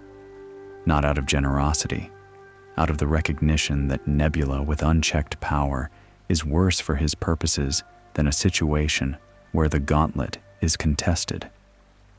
Warlock, from within Soul World, because Nebula's panic and inexperience with the Gauntlet means she doesn't have the clarity to exclude him, reaches through the Soul Gem's connection to the other 5 gems and creates disharmony between them. He makes the gems work against each other subtly, making the Gauntlet harder to control, its power harder to direct. The combined pressure of Warlock's interference from inside and the hero's physical assault from outside forces Nebula to remove the Gauntlet. She takes it off. It sits there, unclaimed for a moment. Warlock emerges from Soul World, from within the gem, and grabs it. Adam Warlock takes the Infinity Gauntlet. And then the question becomes, what does he do with it? The first thing he does is undo what Nebula did, in a narrow sense. He fixes the immediate damage from her brief reign of chaos. The universe is stabilized. The heroes are no longer in immediate danger. The restored population from Nebula's reversal remains. The snap's victims stay alive. This is presented as the correct outcome rather than something requiring debate. Thanos, now without the Gauntlet, uses the explosion of his own transcendence energy as cover, apparently destroying himself in a kind of blast. Whether this is suicide or simply a convenient exit is left ambiguous. His body is not found. He's gone, for now. Nebula is captured and detained. The surviving heroes have reservations about Warlock keeping the Gauntlet. Several of them argue, with some justification, that a single individual holding that kind of power is inherently dangerous, regardless of their intentions. Warlock argues back that he will use it wisely, that it will be kept safe. He has, after all, just saved the universe. There's at least a provisional argument for trusting him. He returns the heroes to Earth and is left alone with the Gauntlet for a moment, which turns out to be important. The Living Tribunal has been watching all of this. The Living Tribunal, 3-faced, silent, the embodiment of the multiverse's judicial function, arrives and makes a ruling. Warlock is an artificial being, created rather than born. He has expelled his good and evil aspects in order to use the Gauntlet without emotional interference. A process we'll get to in the next section because it's crucial to what happens next. The Tribunal declares that a being who has surgically removed its own morality in order to wield infinite power is not fit to wield infinite power. This is, arguably, a fairly sound piece of reasoning. The gems must be distributed. The Gauntlet must be broken up. Warlock doesn't fight this. He accepts the ruling with something approaching relief. He's tired. He's been carrying the weight of these events for months of story time and what amounts to about 15 years of real publication history. He distributes the gems to a group of allies who will collectively become known as the Infinity Watch, and we'll get to the specifics of that arrangement in the next section. But first, Thanos. 60 days after the end of the Infinity Gauntlet, Warlock travels, through whatever cosmic means he has available to him, to an unnamed planet, and he finds Thanos there. Thanos is farming, not in a metaphorical sense, not as a euphemism for some other activity.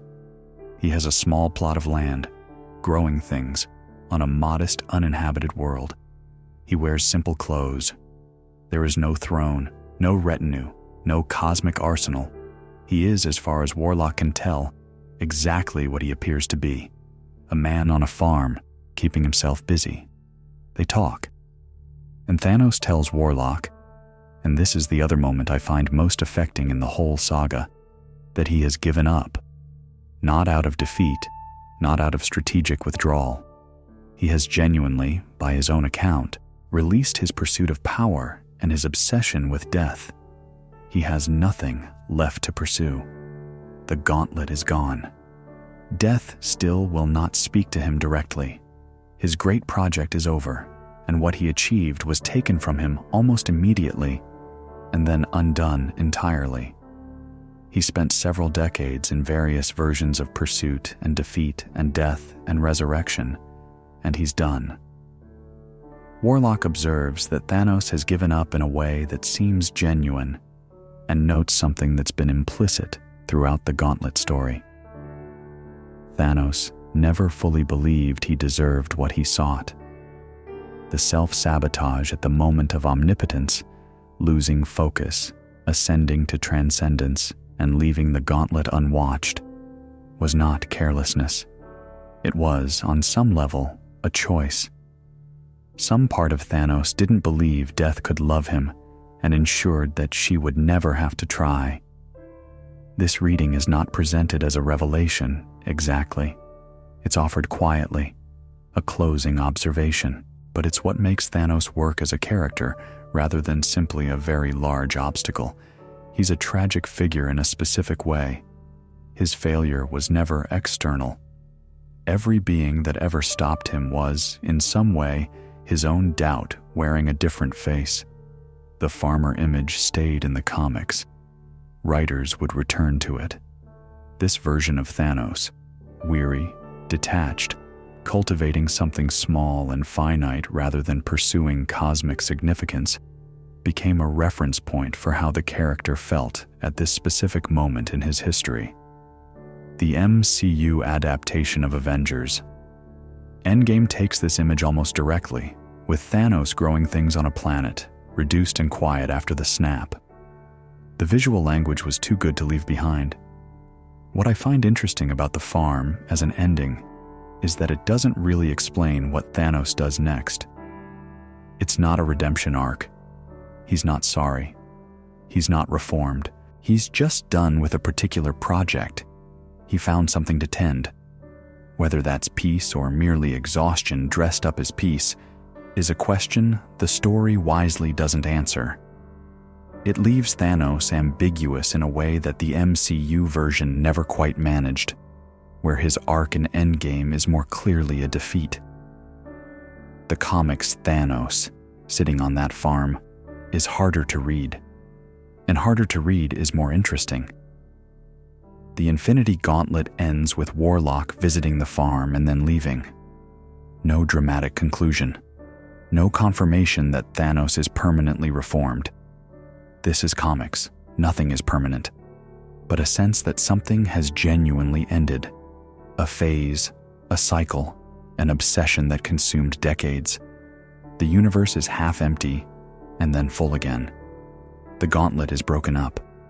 The mad god is growing vegetables. Adam Warlock, who was created in a laboratory, crucified on a counterworld, absorbed into a gem, woken up to save the universe.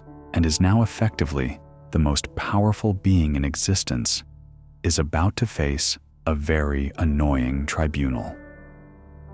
The Infinity Gauntlet sold well in its initial run and became more and more influential over time.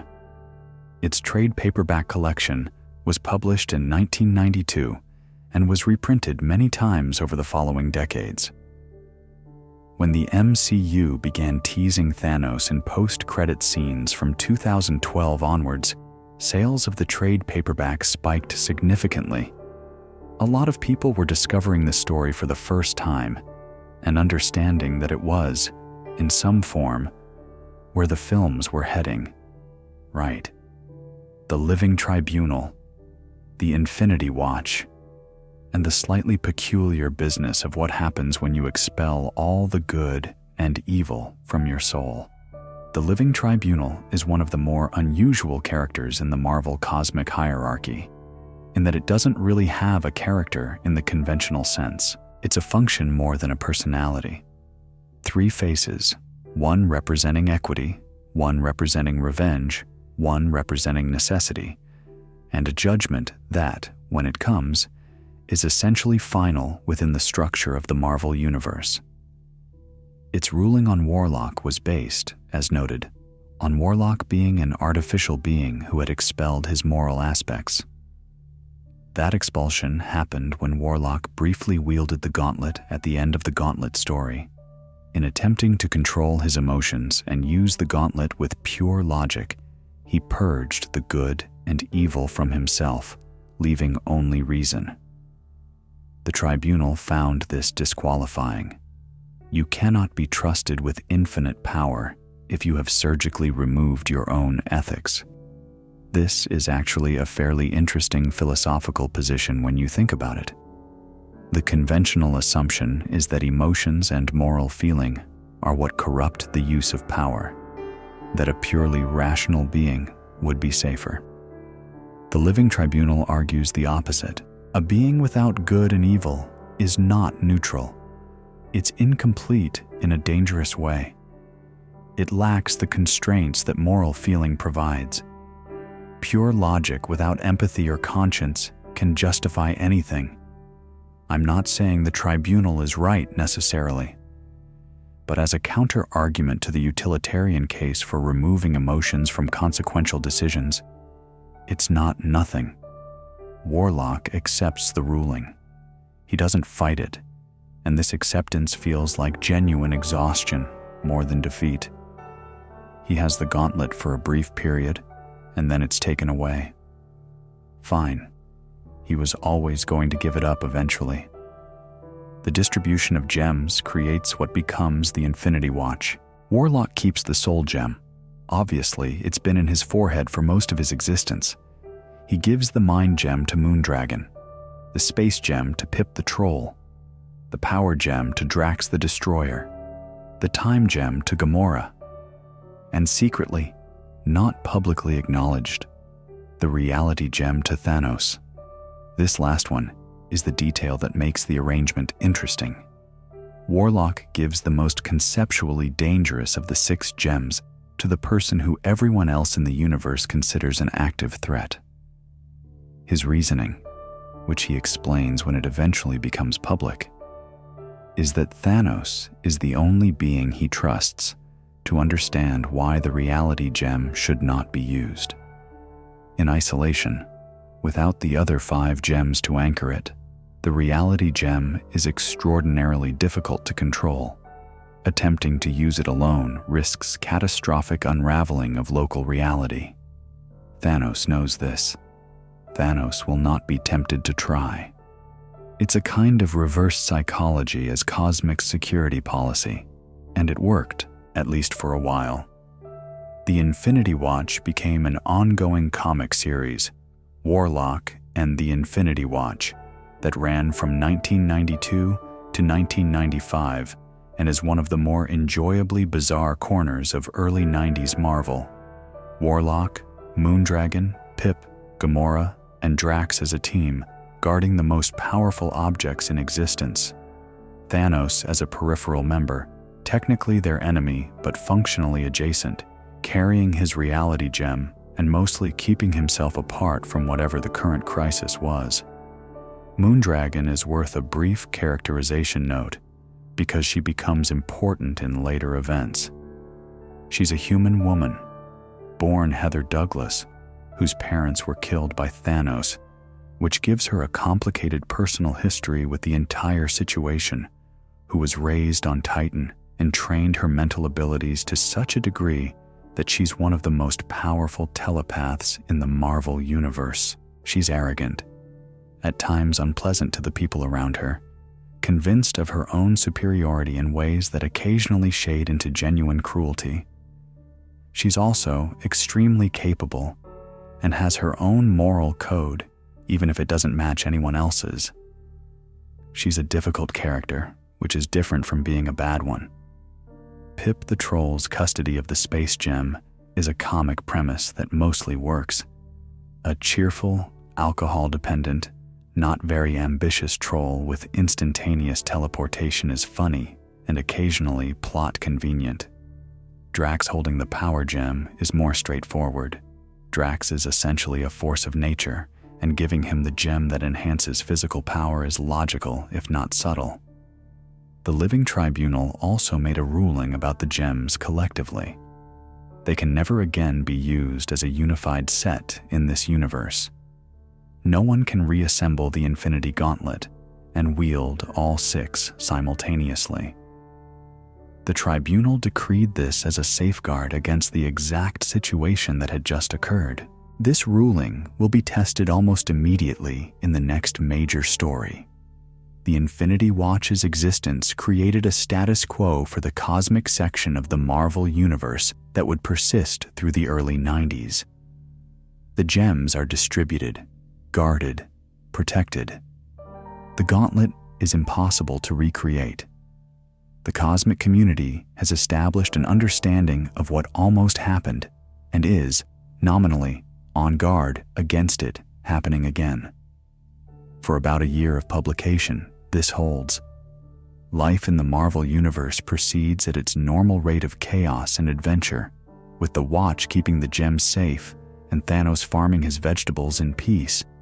What nobody realized at the time was that when Warlock used the gauntlet and stripped out his moral aspects, those expelled parts didn't simply dissolve. They went somewhere. They took form. His evil side, distilled into a body separate from his own, began moving through the cosmos with intentions nobody had anticipated.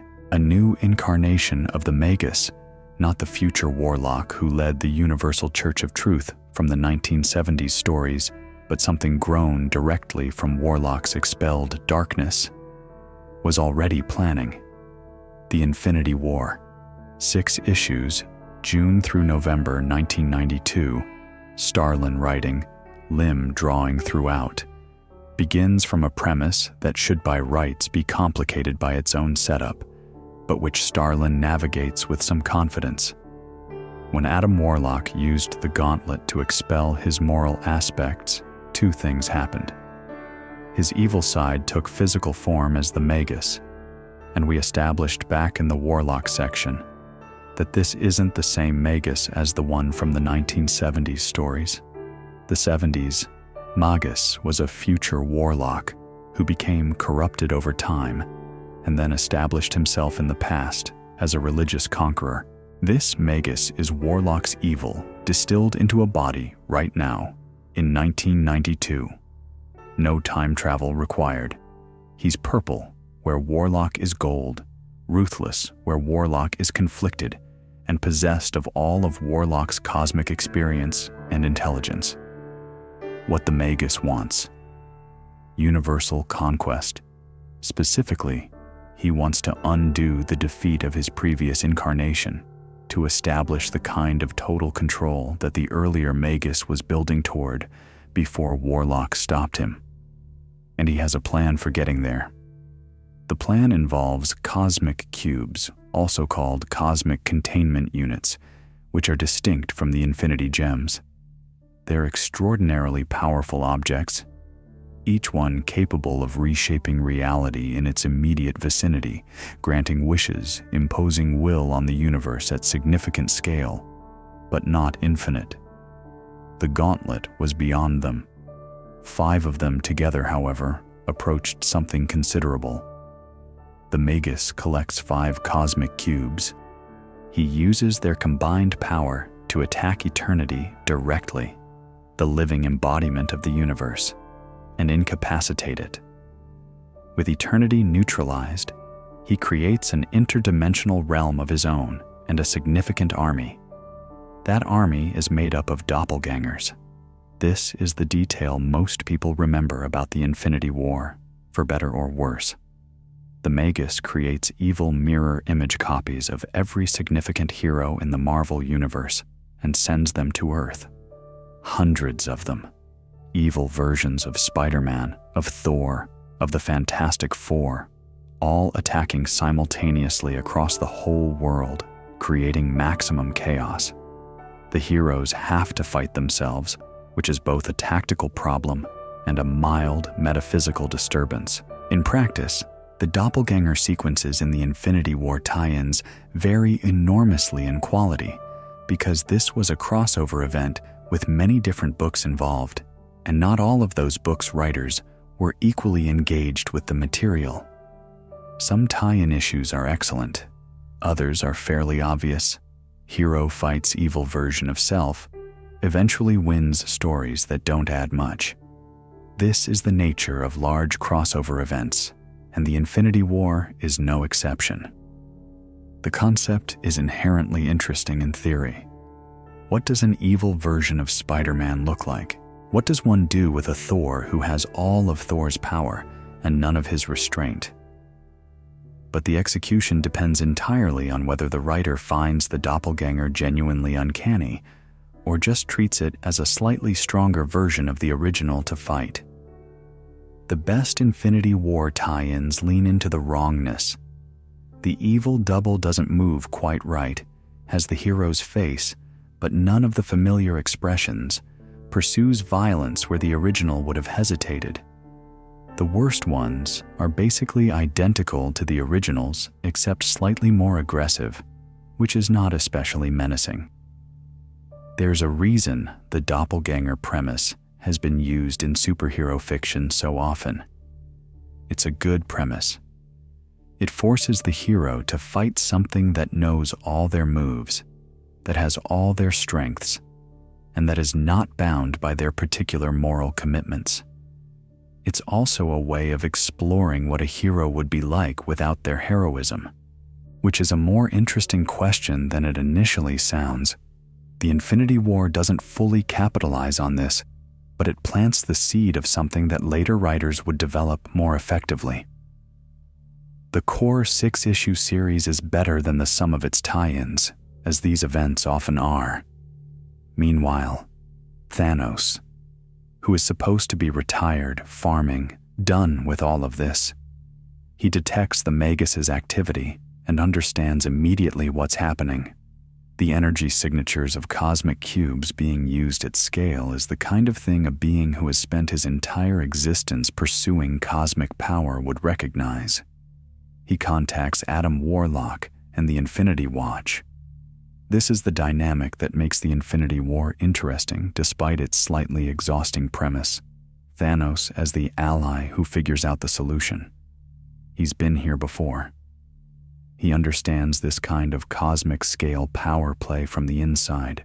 He's the person most qualified to predict what the Magus will actually try to do next, because he's tried many similar things himself. What the Magus is ultimately planning is to trick Warlock into reassembling the Infinity Gauntlet. He needs the Gauntlet operational, with the 6 gems working together, in order to achieve the universal dominion he's after. He's been staging everything to make this seem like the only option available to stop him. And Warlock almost falls for it. The gems are gathered, the gauntlet is assembled. Warlock holds it for a moment. The Magus attempts to seize it. But there's a detail the Magus didn't account for. The reality gem on the assembled gauntlet is a convincing fake. The real one is with Thanos, who had quietly replaced it at some point before this assembly. The gauntlet with a fake reality gem appears to work but doesn't grant actual omnipotence. It grants something that looks like omnipotence from the outside, but is hollow at its core. The Magus takes the gauntlet and is thrilled. He uses it. Nothing much happens. Or rather, things happen, but not at the scale he expected. Thanos reveals the truth and the Magus' plan collapses. I like this resolution quite a lot. The most sophisticated villain in the saga, smarter than Thanos, better at manipulation, more patient. Undone by the reformed version of his enemy, quietly swapping out a gem at some point off-screen. There's something satisfying about the fact that Thanos' paranoia and his instinct never to fully trust anyone turned out to be precisely the trait the situation needed. Doom and Kang, who I mentioned, needed to appear in this section. Dr. Doom and Kang the Conqueror, two of Marvel's most prominent villains, neither of whom has any particular stake in the cosmic crisis except their own ambition, independently discover the Magus' headquarters and infiltrate it. This isn't part of any heroic plan. Nobody sent them. They just figured it out themselves and decided that if there's an Infinity Gauntlet available, they'd rather be the ones holding it. The remarkable thing is that they actually get close. They find the Magus before the heroes do. They fight him together, after an argument about which of them should have the gauntlet, and they significantly weaken him. Doom doesn't succeed in taking the gauntlet, but he leaves the Magus considerably more vulnerable than he was. Kang, predictably, mostly looks out for himself throughout. But the image of two villains operating completely independently, not as heroes, but as competitors in a cosmic power grab, is one of the more entertaining aspects of the Infinity War. The resolution. Warlock and the Magus in direct conflict, with Warlock ultimately pulling the Magus into the Soul Gem. The evil expelled from Warlock's soul is recaptured and contained. Eternity is revived by the heroes with the living Tribunal's eventual assistance. The assembled gauntlet, with its fake reality gem, is disassembled again. The final pages of the Infinity War are a quiet conversation between Warlock and Thanos, in which Thanos observes something that Warlock finds uncomfortable to acknowledge. The Magus is gone, but Warlock's good side also exists somewhere. It took physical form along with the evil. It stole 5 of the cosmic cubes during the battle, apparently for purposes that will only become clear later. Whatever Warlock's good side is, it has plans, and it's running them quietly, without anyone realizing. The Infinity War is generally considered a solid sequel to the Gauntlet. Not as good, because the Gauntlet had the advantage of genuine shock and an enormously effective central image, but well constructed and interesting in its own right. The doppelganger premise becomes tiresome if you read all the tie-ins, but the core miniseries tells a story about a villain using information asymmetry and manipulation rather than raw power, and the solution requiring the hero to trust the reformed enemy. That's a reasonable story. Thanos, by the end of it, is no longer the villain. He's something stranger, the most reliable ally, the person who understands the situation best, the former monster who is now, for purely practical reasons, on the side that doesn't want to destroy everything.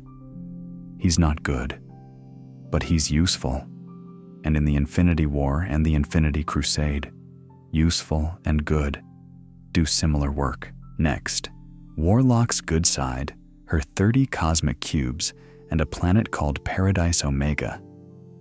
The Infinity Crusade, 6 issues, June through November 1993, is the third and final part of Starlin's Infinity Trilogy, and I'll be honest with you, It's the weakest of the three.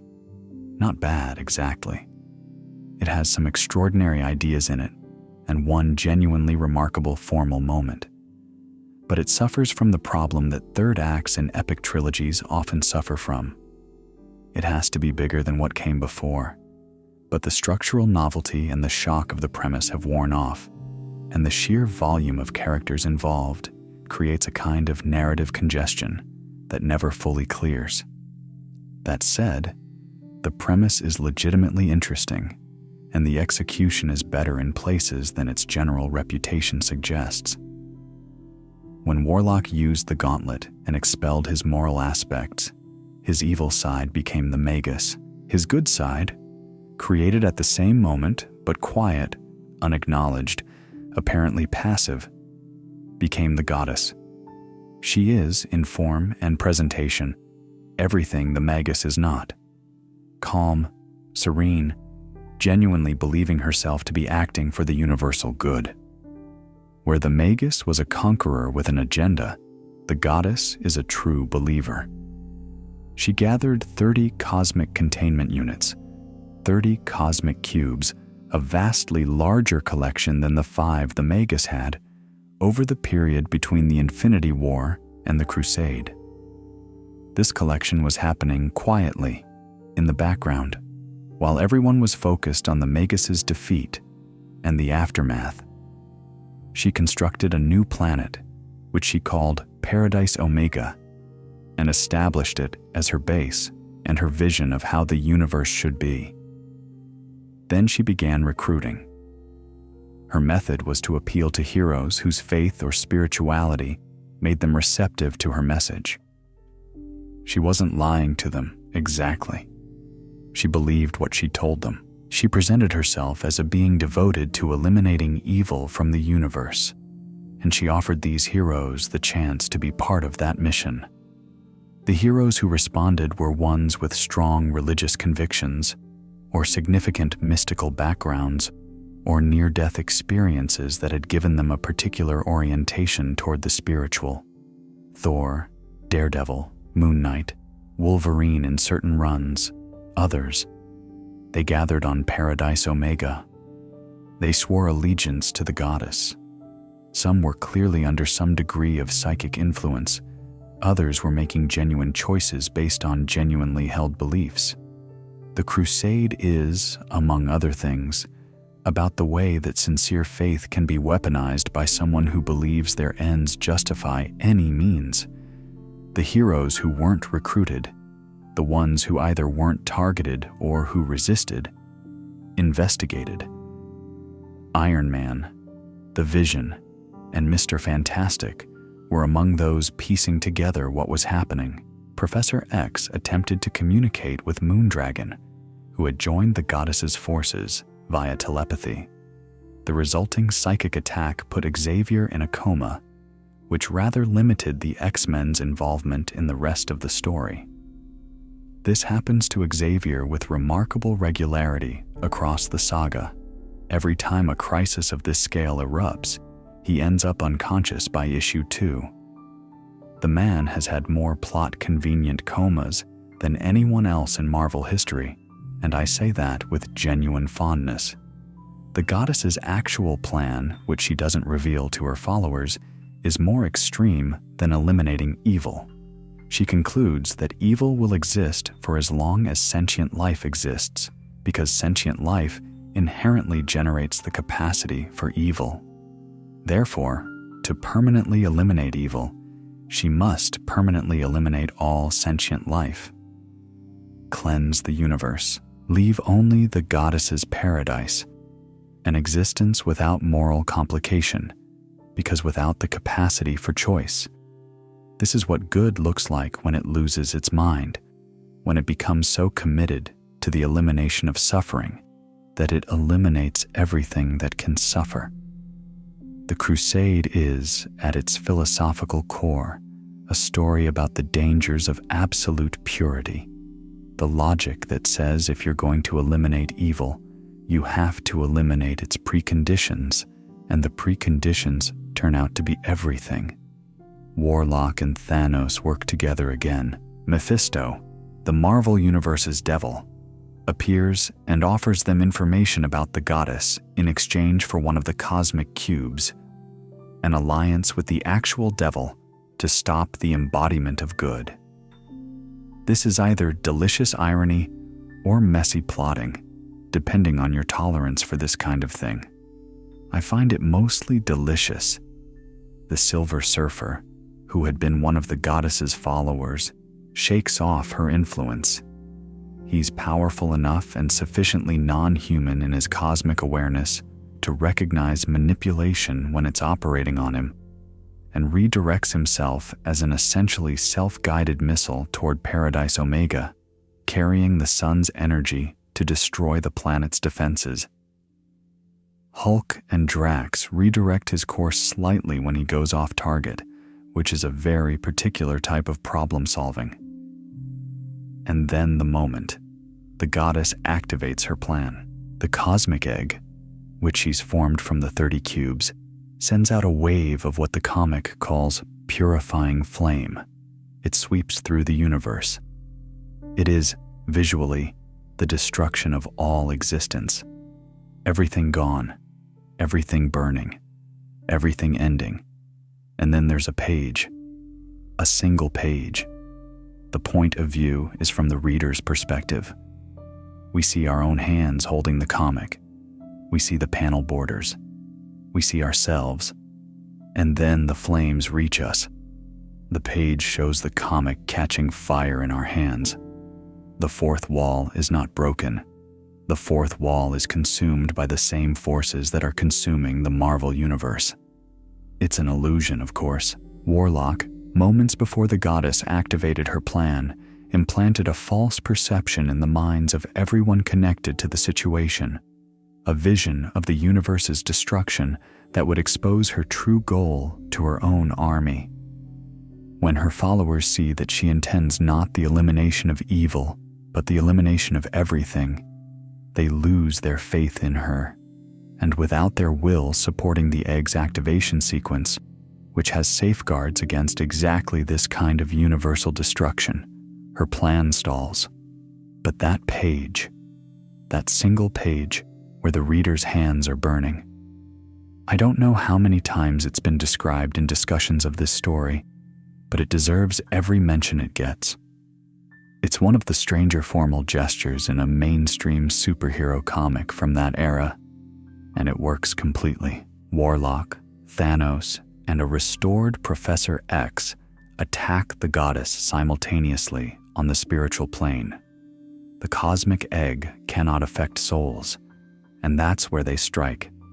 She's overwhelmed and absorbed into the soul gem, joining the Magus in the pocket universe within it, where neither of them has a full soul and neither can physically interact with anything.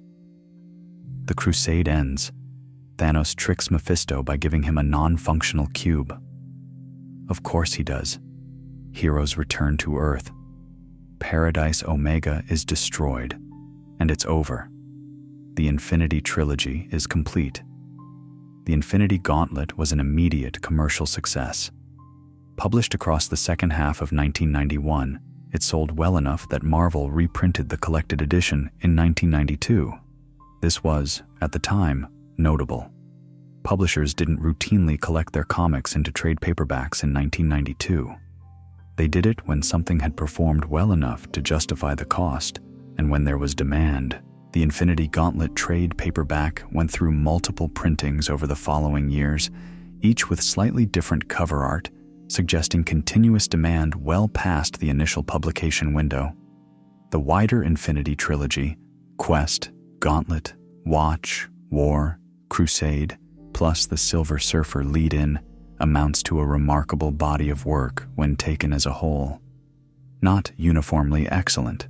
The Crusade is the weakest entry, as mentioned, and the many tie-in issues of the war vary enormously. But the core of it, Starlin's main event miniseries, and the directly related material, is some of the most ambitious storytelling Marvel produced in the 1990s. In an era that tended toward excess and spectacle without psychological depth, these stories kept asking questions they didn't fully answer. The influence on later Marvel comics was immediate and lasting.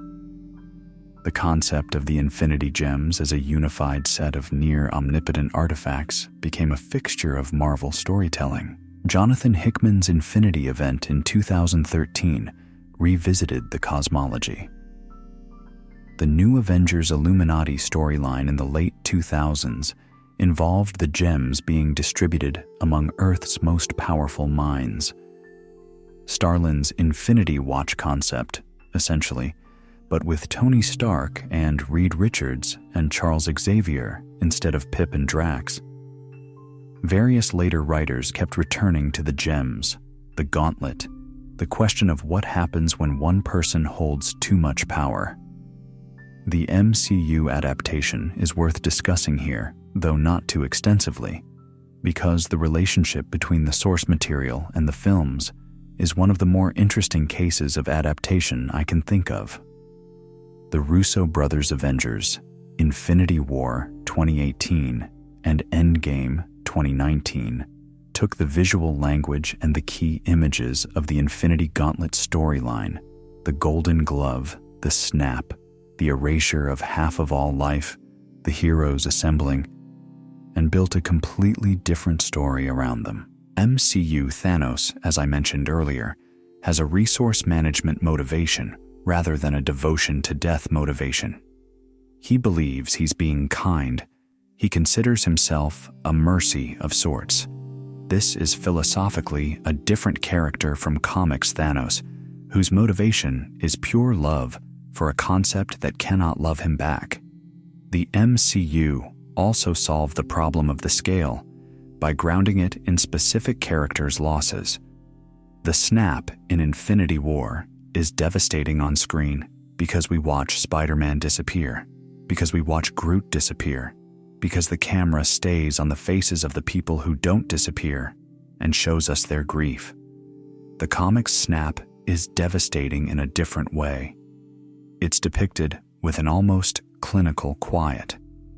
Pages of absences rather than specific deaths. The scale so enormous it defies individual focus. Both approaches work for different reasons. The farm image at the end of Endgame, Thanos reduced, growing things at rest, is taken almost directly from the Gauntlet's closing pages. It's one of the cleaner direct transfers from page to screen in the whole adaptation. George Perez's contribution to this story deserves one more mention here. He drew the first 3 issues and part of the 4th. He left due to schedule pressures and some creative friction. His pages are extraordinary. The crowd scenes, the faces, the architectural quality of his compositions. He passed away in May 2022. The comics community's response was enormous, warm, genuine. He was remembered as much for his kindness and his engagement with fans as for his art, which is perhaps the best thing that can be said of anyone. The Infinity Gauntlet is partly his, in a real sense, and the visual memory of the story carries his mark. Ron Lim completed the Gauntlet and drew both sequels in their entirety. He is, as I said at the beginning of this, underrated. The consistency he maintained across years of cosmic Marvel stories, the clarity of his compositions, even when handling dozens of characters simultaneously, the way his Thanos reads as genuinely threatening without ever losing its slightly weary quality. This is skilled work, and it shaped how a generation of readers visualized the cosmic Marvel universe. Jim Starlin continued writing cosmic Marvel stories after the Crusade. He wrote further Thanos stories, graphic novels in the 2000s, the Thanos vs. Hulk miniseries, continued exploration of the characters he'd created and developed across 4 decades. His relationship with Marvel was occasionally complicated by disputes over creator rights and creative direction. But he kept returning to these characters because they're his, in a meaningful creative sense, and because he had more to say. The ideas in the Infinity Saga, about the nature of omnipotence, about love that cannot be reciprocated, about whether it's possible to cleanse yourself of evil without also losing what makes you capable of goodness, haven't been exhausted by 3 events and 3 decades of subsequent stories. They're productive ideas. They keep generating stories. And they began, as I said at the very start of all this, with a man in a psychology class drawing strange characters in a notebook. That's the kind of origin that feels exactly right for a saga about a character defined by origins he didn't choose, wielding power he built from nothing, trying to earn love from a concept that predates the universe. All right, we've covered quite a lot of ground tonight. Titan and Titan's child, 6 fragments of a dead god scattered across the cosmos, a golden man in a succession of cocoons, 30 years of a very particular obsession made into comics, a farmer who used to be a god. Let's close. There's something I keep coming back to when I think about the Infinity Gauntlet Saga as a whole, and it's this. Almost nobody in it gets what they want. Thanos spends decades pursuing the love of someone who cannot love him back, achieves omnipotence as a means of impressing her, loses the omnipotence almost immediately, and ends up on a farm. Adam Warlock spends his entire existence trying to outrun the darkness in himself and eventually has to literally expel it, only to discover that the expelled darkness takes physical form and keeps coming back. The goddess wants a universe without evil and nearly destroys everything trying to achieve it. The Magus wants total power and is absorbed into a gem. Nebula wants her old life back and becomes a cautionary tale. And yet the saga doesn't read as nihilistic. It doesn't feel like a story where the point is that striving is hopeless. It feels, strangely, like a story where the striving is the point, where the meaning is in the reach, even when the reach falls short, even when what you reach for was never going to be there. Thanos on his farm is not a defeated figure. He's a figure who found, finally, something small enough to tend. The gauntlet is gone, and death still won't speak to him directly, and everything he built was undone almost immediately. And he's growing things. There's a reading of that image where it's just resignation, where the god has given up. But there's another reading where it's the first genuinely peaceful moment in a very long and violent existence, where the obsession has released its grip, finally, and what's left is a being who is capable of simply existing without needing to perform for an audience of one. I don't know if Starlin intended it as peaceful. The tone is ambiguous enough to support both readings, but I find myself wanting to give it the gentler interpretation. The Infinity Trilogy appeared over roughly 3 years, 1991, 1992, 1993. In the middle of a period when superhero comics were doing some genuinely strange and ambitious things, alongside a lot of speculator market excess and questionable aesthetic choices. The Gauntlet Saga stands out from that era, not because it was the most spectacular, or the best drawn, or the most commercially successful thing Marvel published in those years, but because it was trying to do something that comics rarely try to do, to use the inherent absurdity of the format, a purple alien with a magic glove, as a vehicle for ideas that are actually worth having. Ideas about power and what it does to people, about love that operates at oblique angles, about what it means to be an artificial being in a universe that didn't make you for any purpose you chose, about whether the good in you and the evil in you can be separated, and what you lose if you manage it. These aren't questions with clean answers. Starlin doesn't pretend they are. He just keeps asking them, story after story, and the characters he built to ask them with, Thanos and Warlock particularly, are complex enough to hold the weight of the asking. The Infinity Stones are in every Marvel film, They're on merchandise and t-shirts and are recognizable to children who have never read a comic. Thanos is a cultural reference point. The snap is a verb people use. All of this traces back to a psychology class, a notebook, a character named after the death drive. I find that genuinely pleasing.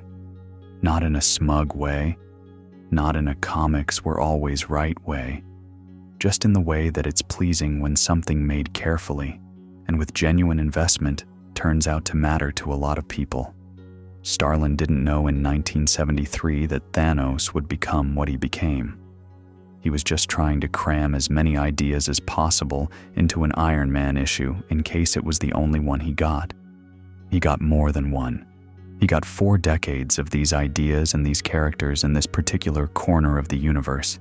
And we got the Infinity Gauntlet Saga. Right then. That's enough for tonight. Sleep well whenever that happens. If you're still awake and you want more of this kind of thing, there are plenty of other videos here. And I've got more planned, including a deep dive into some of the cosmic Marvel history that sits adjacent to all of this. But that's for another night. For now, rest. The universe is a strange and enormous place,